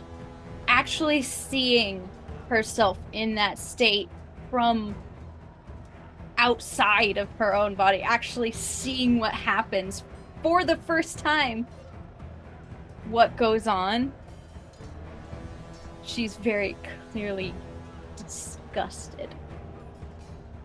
She steps forward.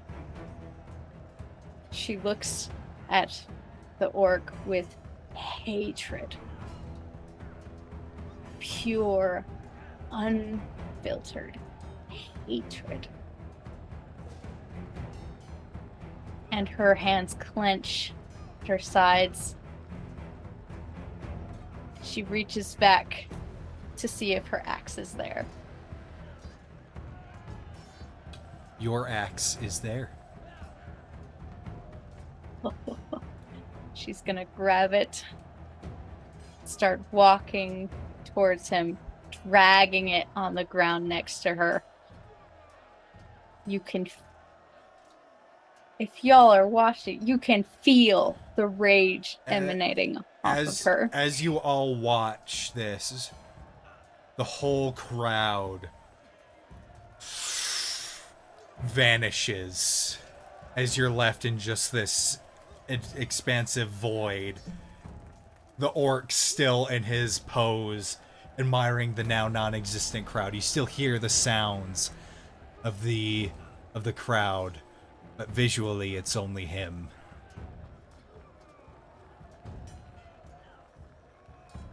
He's going to keep walking. The rest of you are physically present. You can see yourselves. You are here as well. I'm gonna cast mage armor on myself preemptively. Did you say we can see ourselves? Yeah, like you could see. It's almost as if you're physically here. We're corporeal. Yeah. I'll cast mage armor as well. And I would, as I'm doing that, I would probably shout out to Cosmo. Cosmo, it could just be a memory.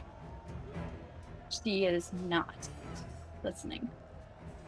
Gift of alacrity too. She's gonna start running.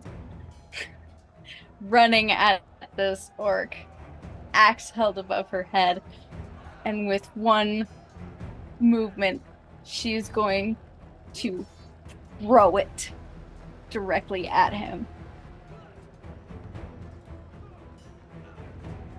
As you throw it, the axe, and as it hits him, it hits him right in the gut as he kind of keels over it.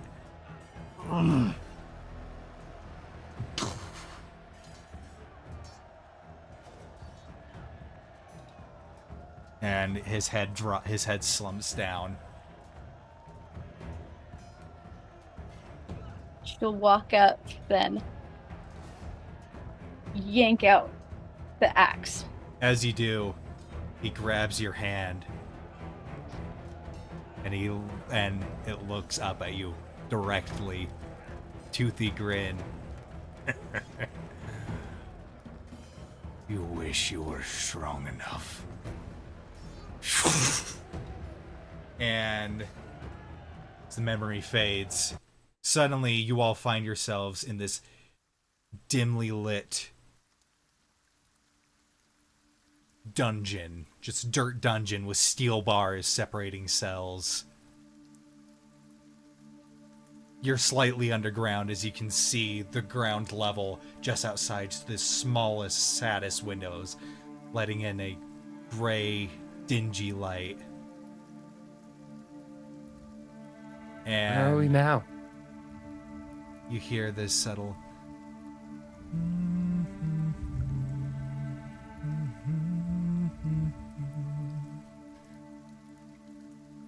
Cosmo, the voice of your mother echoes through the halls. As you turn, you see her cradling a young Cosmo in her lap, gently petting her head.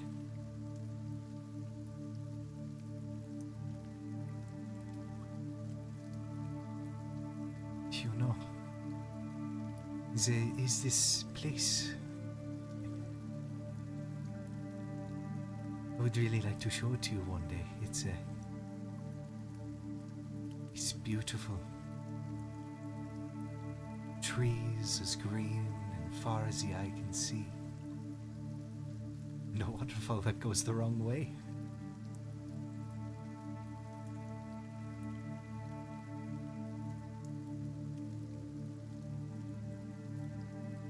I'd love for you to see that.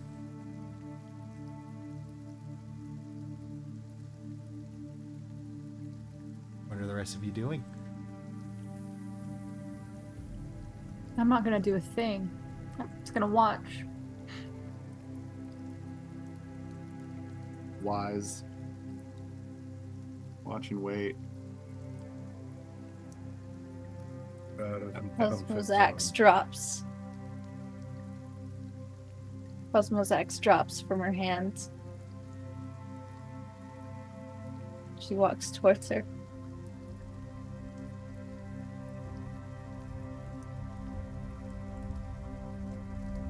I'm sorry I wasn't there.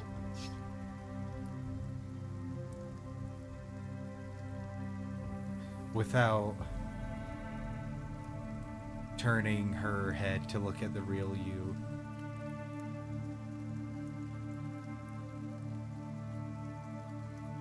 you hear her voice. You are always there.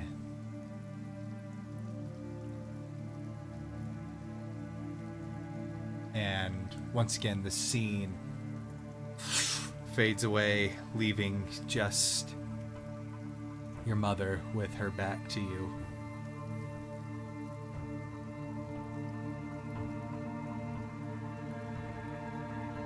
She'll reach out for her. But stop. And lower her hand. Looking away. I think Wayne will catch up to her. And he'll just put a hand on her shoulder. Yeah, Amelia will too. Shoulder on your I knee. think she'll hug you from behind.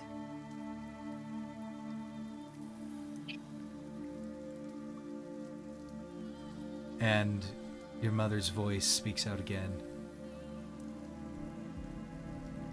You are always with me, and I am always with you. And you turn around and you see her face, and she gives you a smile.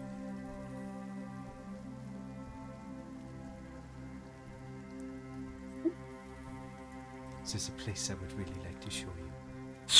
And the memory shifts. You see, once again, a younger Cosmo lying face down. Lying face down with a mangy old tabaxi. As you hear and Cosmo grunting in pain. Stop your squirming. You were the one who wanted it on your face. You wanted blue, right?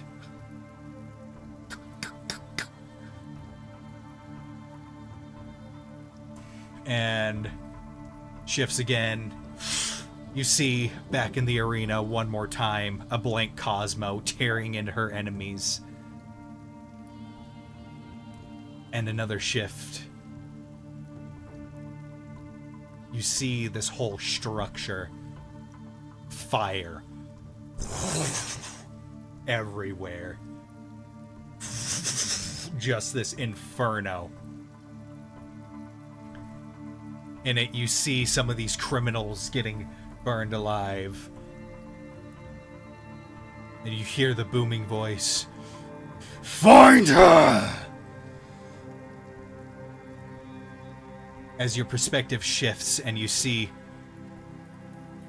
the Tabaxi... the Tabaxi and Cosmo trudging out through the smoke. Cosmo, go! I will lead them away. You keep running. But what's... It's my mom. It's my dad. I will find her. But they know how to take care of themselves. And so do you now. You run and you do not look back. Ever. You never look back. Go! And memory shifts again. You see a lone Cosmo in the heat of a salt-filled wasteland, dehydrated, marching along. It shifts again.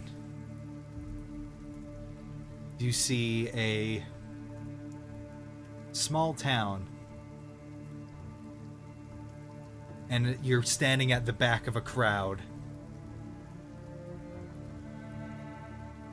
and this crowd is gathered around a hill, and at the top of the hill is a tree where some members of this crowd are shouting and hanging a noose. You're hearing words. Thief! Con artist! You lot should all be dead! As you see the form of Vivi being dragged out towards the noose. But with a booming voice, stop! You see, it's again a slightly younger Cosmo, but much closer to the one you know now. This is not the way.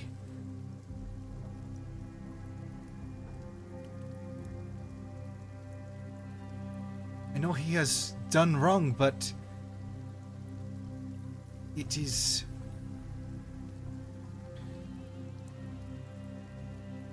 This is cruel. And we must be better than that.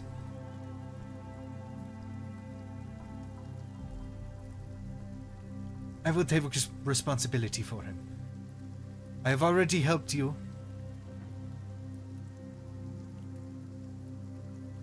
So consider this my payment.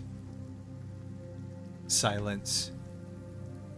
Vivi's got some serious tears just running in that silence quietly. And you see one of the guys kind of shove the past Vivi down.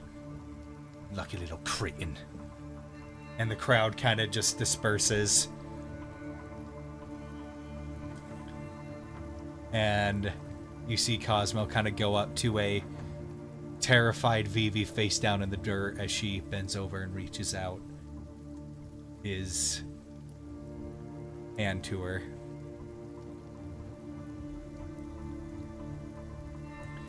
The memories shift once again. And you see a festival where the younger or a slightly younger Vivi is paying for Cosmo's candies and popcorn until giant rune-covered animals decide to crash the event and other strangers jump in to help defeat them. I remember that. That was from the lost episode. Oh my god. I remember that.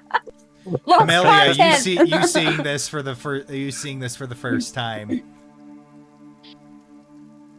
as the memories kind of start getting faster, shifting through faster. You see an old derelict fort as you are hunting down a dwarf with a giant scorpion at his beck and call.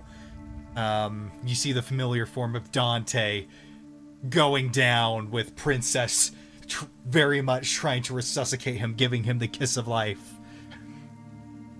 after firing a ballista.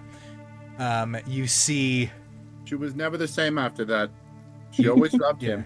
You see, looking through a cell, an imprisoned Amelia through a cell door. As you fight these mirror mask cultists, a mind flayer that stands in front of you. Bjorn throwing his disguise away to aid you. Cromwell, the Veil Keepers, the voice of the Mortician.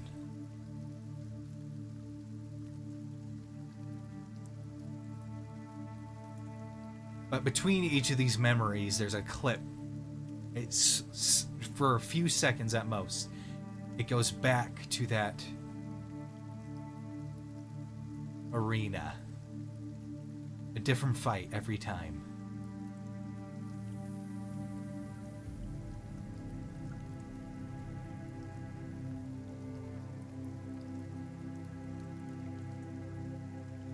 What do you do?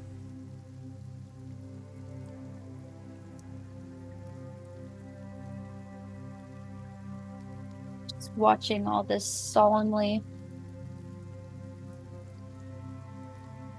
With every fight, the opponents get bigger, stronger.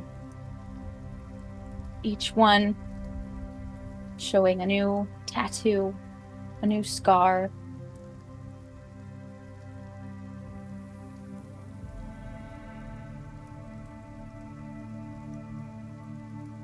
Eventually, she just looks down at her feet, not wanting to see anymore.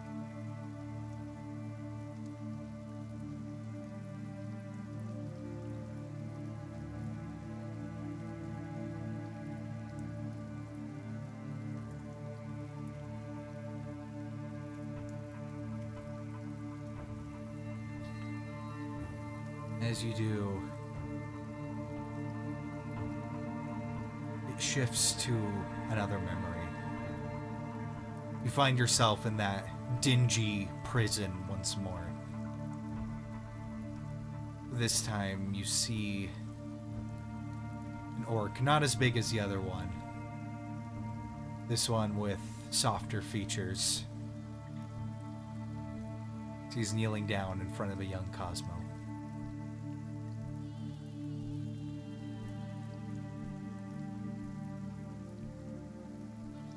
I won't sugarcoat it for you.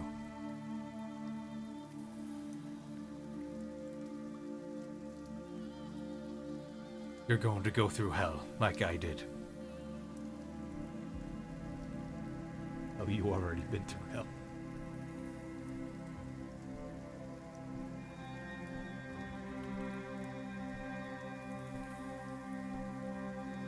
I promise you.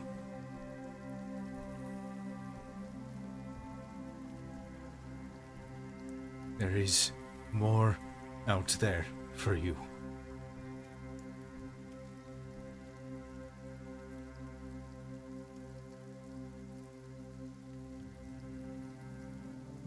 Egorod doesn't need me anymore.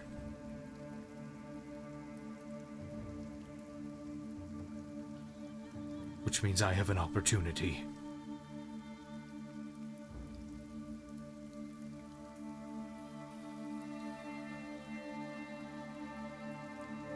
I will get help, and I will come back for you. I don't know how long it will take.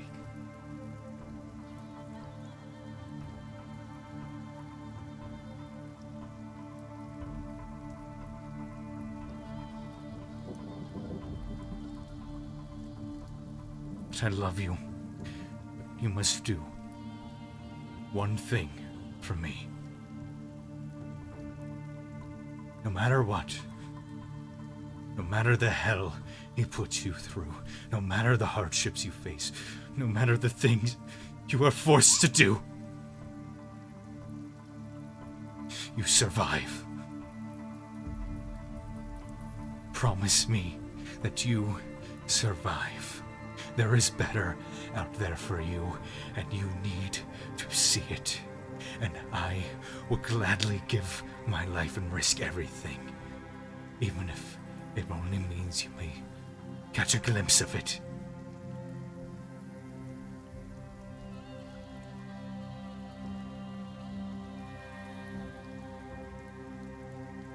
As you see, he pulls young Cosmo into a tight bear hug.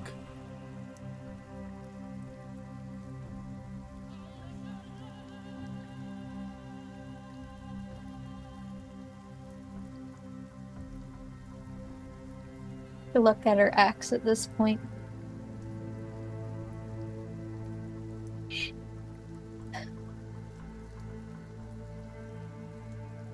Step over to pick it back up. Just hold it in her hands and look at it.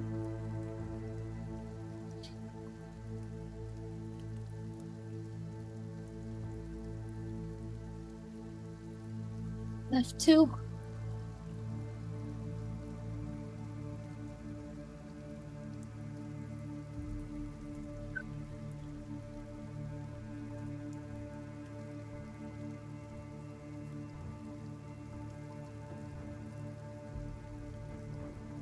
Should have made you promise to find me.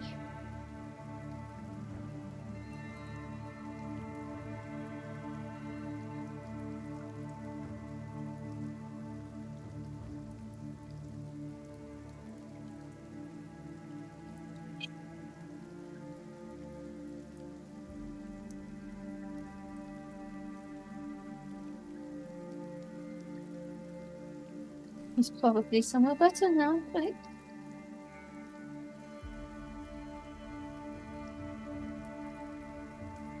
You're somewhere better.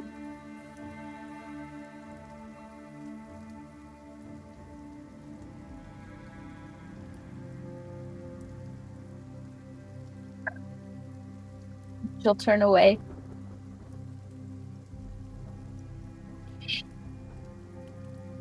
Bring the axe back.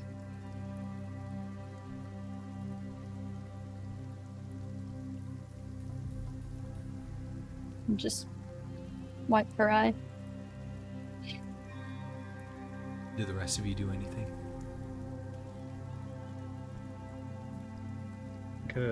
Audubon's just in big brother mode, very protective and very aware. He expects potentially danger, but very protective of Cosmo. Just that kind of general feeling and atmosphere as he's standing ready. That's a lot of memories. But there's one thing I noticed between them all. And he'd look Cosmo directly in the eye. Your parents loved you.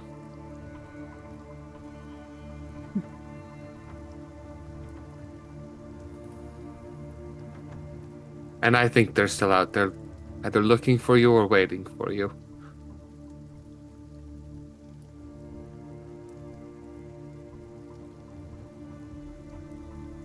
You really think so?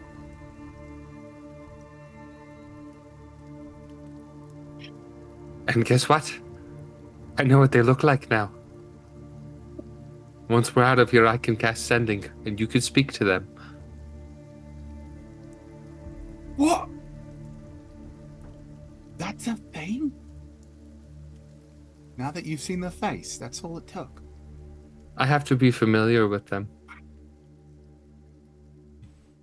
Wiping a tear as he asks that in amazement. I do think all of this, like Melia was watching it all and she was entranced, but she also remembers that we're here for a purpose. It's not just to watch these memories. And there were times where she wouldn't be watching, she'd be looking around. So throughout all of this, kind of similar to Artaban, how he's being protective and looking for danger, I think she's trying to like feel out this spell and find the thing that we're supposed to find, like see if she can sense where we're supposed to go or what we're supposed to find. So, are you trying to like reach out magically, like sense sort of? Yeah, I think she's trying to sense if there's something different here that we're supposed to. Just because there's like, I imagine this spell's guided, like we're looking for. Give me something. an Arcana check, please. Okay. Presence. Hey Vivi, can you like bump me? Oh yeah. Thank you. I'll roll it for you. Okay, I'll just do my Arcana then. 2. Oh my gosh, I rolled horribly. I got a 2, so a total of 11 with Vivi's thing. Yeah. Total of 11. I know, that's... Just like actually Artavan was doing it too, so you technically have the help action, so you can do it with thank advantage if you'd like. I'll allow it. Mm-hmm. Thank you. 25. There we go. Plus the 2. Yay! 27. You notice in every memory where the memory version of Cosmo is blank, you feel that other presence.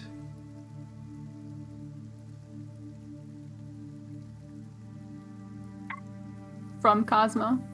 From the memory Cosmo. From it.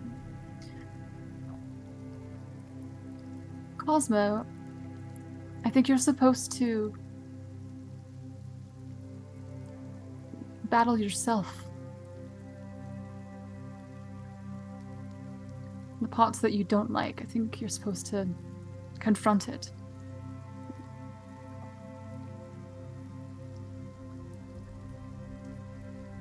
Okay.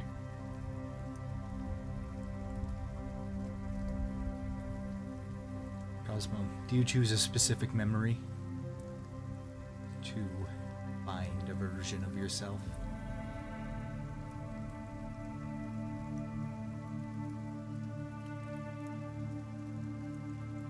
Yeah, I think I will. Okay.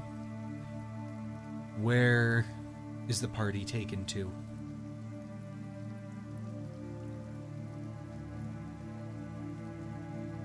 The arena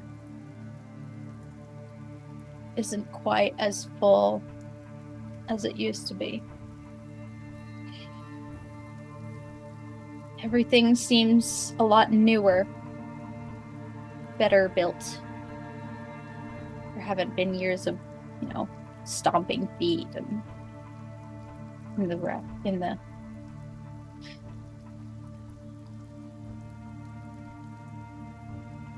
the pit. There are 3 people.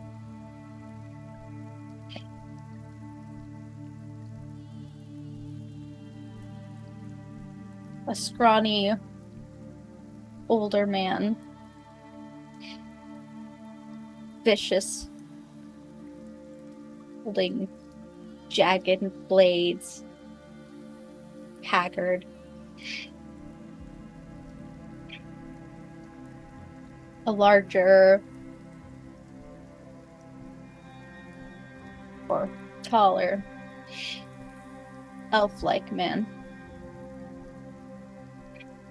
who's wielding a sword. Better off, looks more well-fed, younger.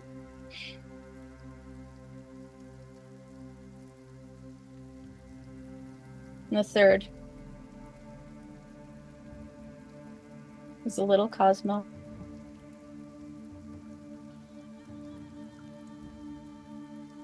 How little? Barely 5 or 6.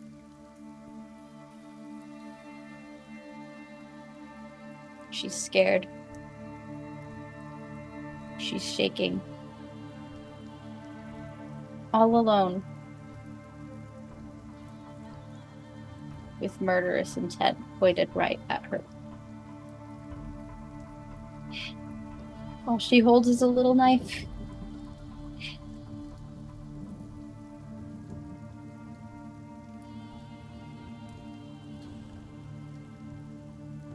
As you see the vicious-looking man, the younger-looking man. You sure this is gonna work? I mean, ritual got stopped about halfway through. Well, we don't know if we won't try. These are the 2 scrawny man and elf-like man talking. Okay. Mm-hmm. I just assumed half elf, but As you see, they start to approach her.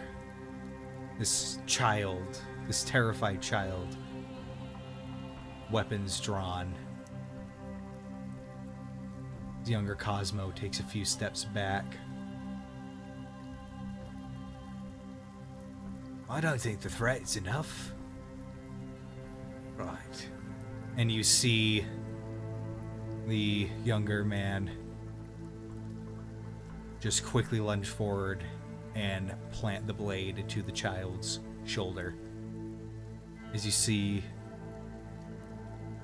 the younger Cosmo open her mouth to let out a scream.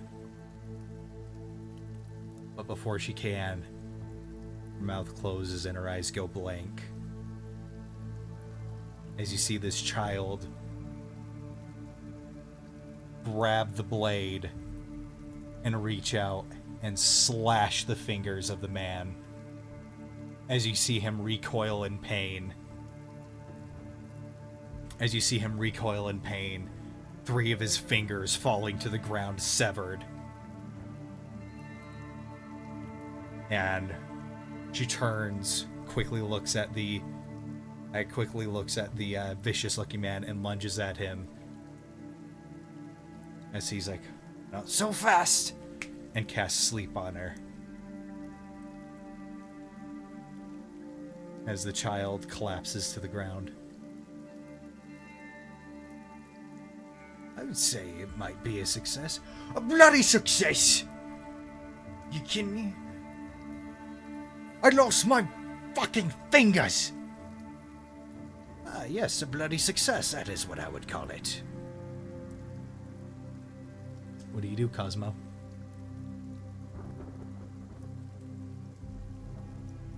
She's going to walk up to the memory of these men. Look at them. turn her back to them and pick up herself. Cradle the little child in her arms.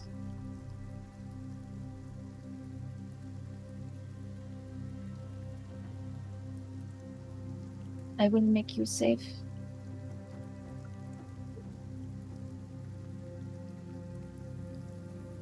Trust me.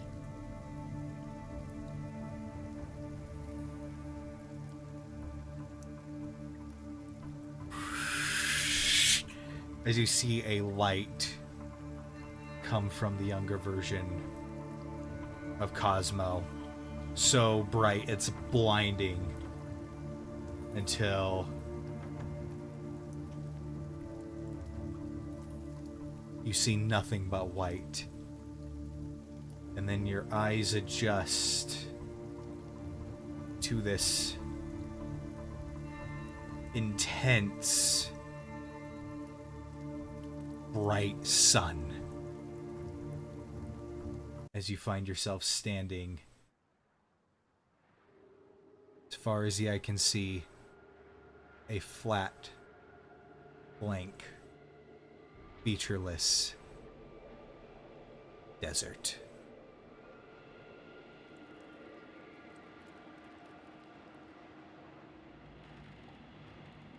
Is this another one of your memories? No. Does she still have the younger version Nope. in her arm? Okay. Audubon, you see anything? Definitely at the ready, but yeah. Make a perception check. I'll give you guidance on that. Awesome. Do I get never mind, natural 20. 23 plus guidance. You look around and you see a vulture circling overhead. 27. One single vulture.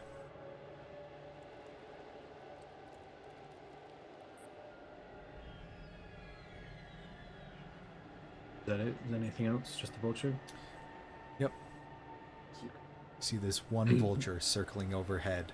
Yeah, so I think he'd be looking around, but then eventually, as he would just be pointing up. As far as I can see, that's all it's here. Big bird. Cosmo will already be watching it. And then you see the vulture straighten out and pick a direction and just start flying straight. She's following it. How fast do we have to run? You can follow it at a normal walking pace. We're in a dream world. Yeah. Fly. Cosmo's not bad. sprinting. She's just walking after You're it. at those conveyors at the airport where you're just walking way faster than you. It's not real, so we can do whatever we want. Yeah, I'm walking in the wrong one, so I'm going slower. Moonwalking. Yeah. I'll just start walking upwards, on steps. I'm walking in circles, but I'm still somehow going the right way. Artavan starts clipping into the floor. BB's sitting cross-legged, but his butt is just dragging along the floor, just following. I'll just T-pose. I'll T-pose the whole way. We broke outside the bounds of the game. You're like one of these glitching, into different We broke the matrix. The game just haven't made this part yet. Wayne just does that sometimes. Artavan's clipping. Eventually, as you follow this vulture on this blank, featureless expanse of nothing but heat, you see a plume of smoke.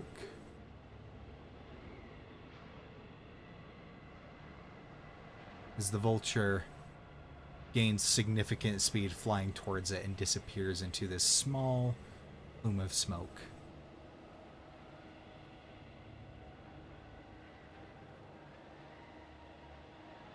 She'll pick up her pace a bit to get to it.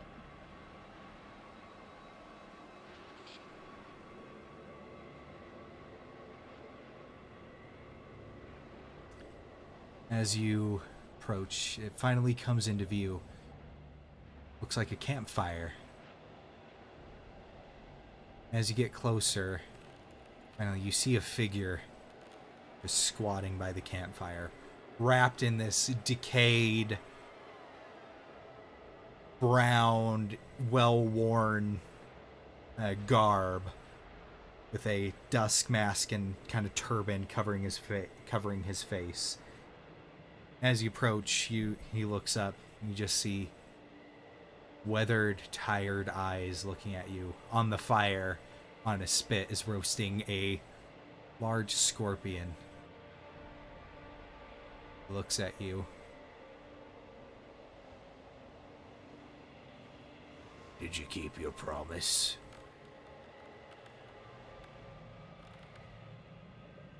Because it looks like it to me.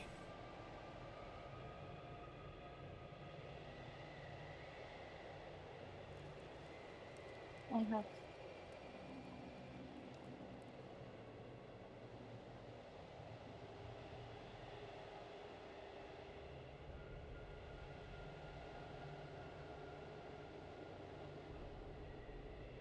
And he looks around.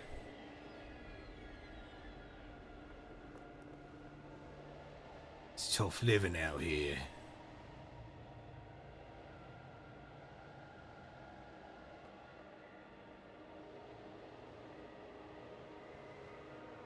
But Hardship brings strength.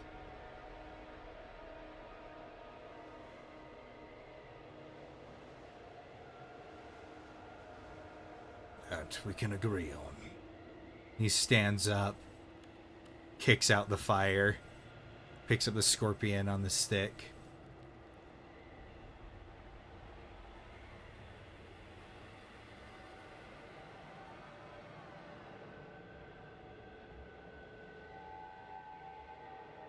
Live out here, you'd have to be lucky enough to find an oasis. Funny though.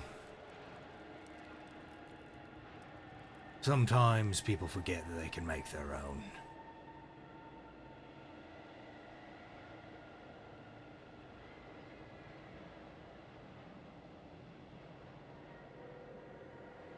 Like, take a cupcake out of her bag and hold it out to him.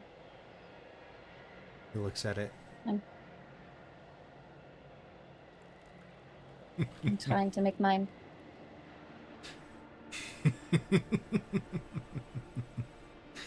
As you see his body morphs into this gargantuan vulture, wings spreading from horizon to horizon as the beak looms over you.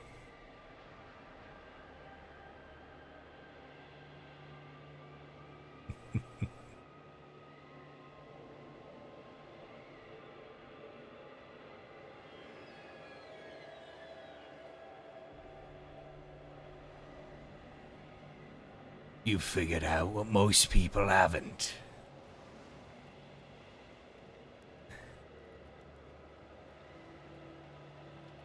Surviving's a lot easier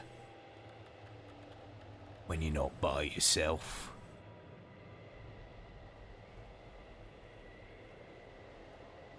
I wish you the best of luck.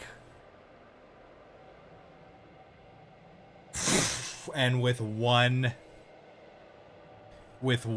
flap of his wings, a dust storm kicks up, but just for a few seconds as it finally settles.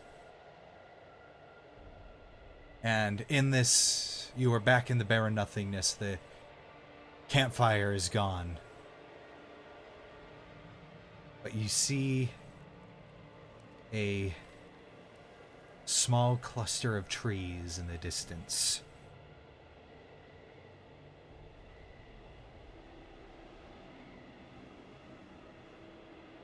Let's walk up to him. No hesitation whatsoever. And as you approach,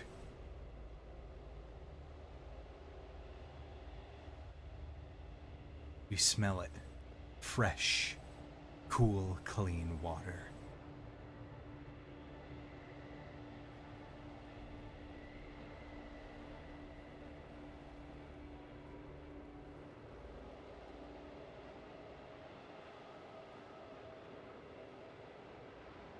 And as you get closer,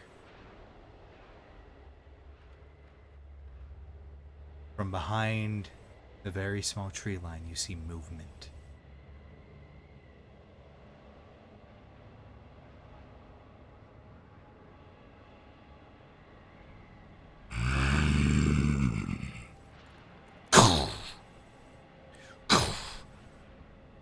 Rounding the tree line, you see this large creature. The head and body of an ape, though chitin covers his forearms, clawed chitinous hands, three-toed clawed feet, a scalp of spite, a scalp of the same red chitin.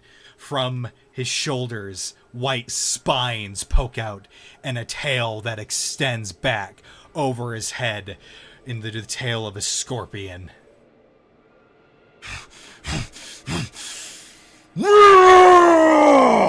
And he charges. I'm casting the aura of vitality. And that's where we're going to end it.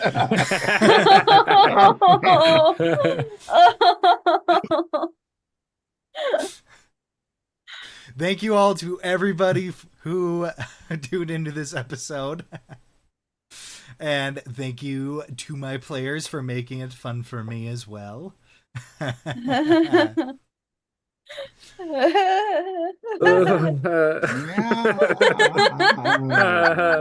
As always, we have our...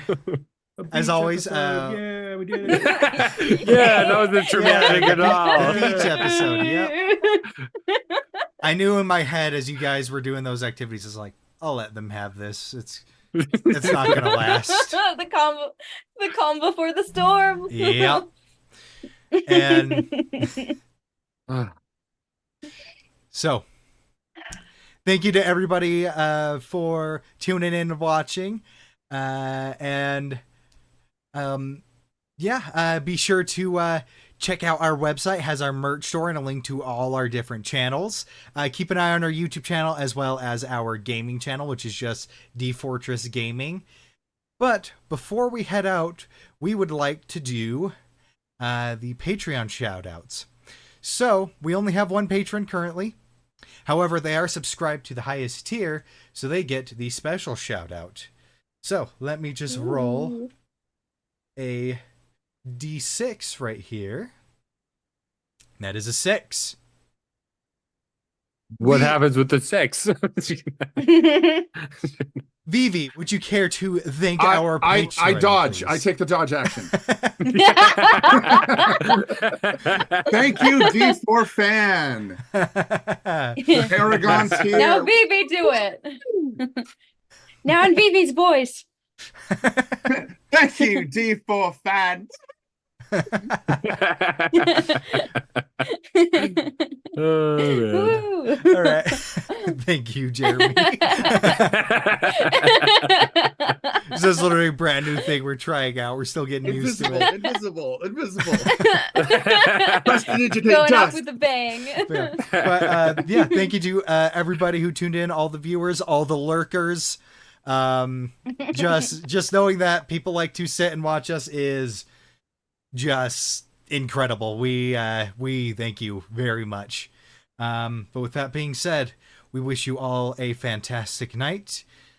All of us will see you in 2 weeks, and Andrew, Erica, and I will see you all on Wednesday night. Thank you, and you have a great night. Bye-bye.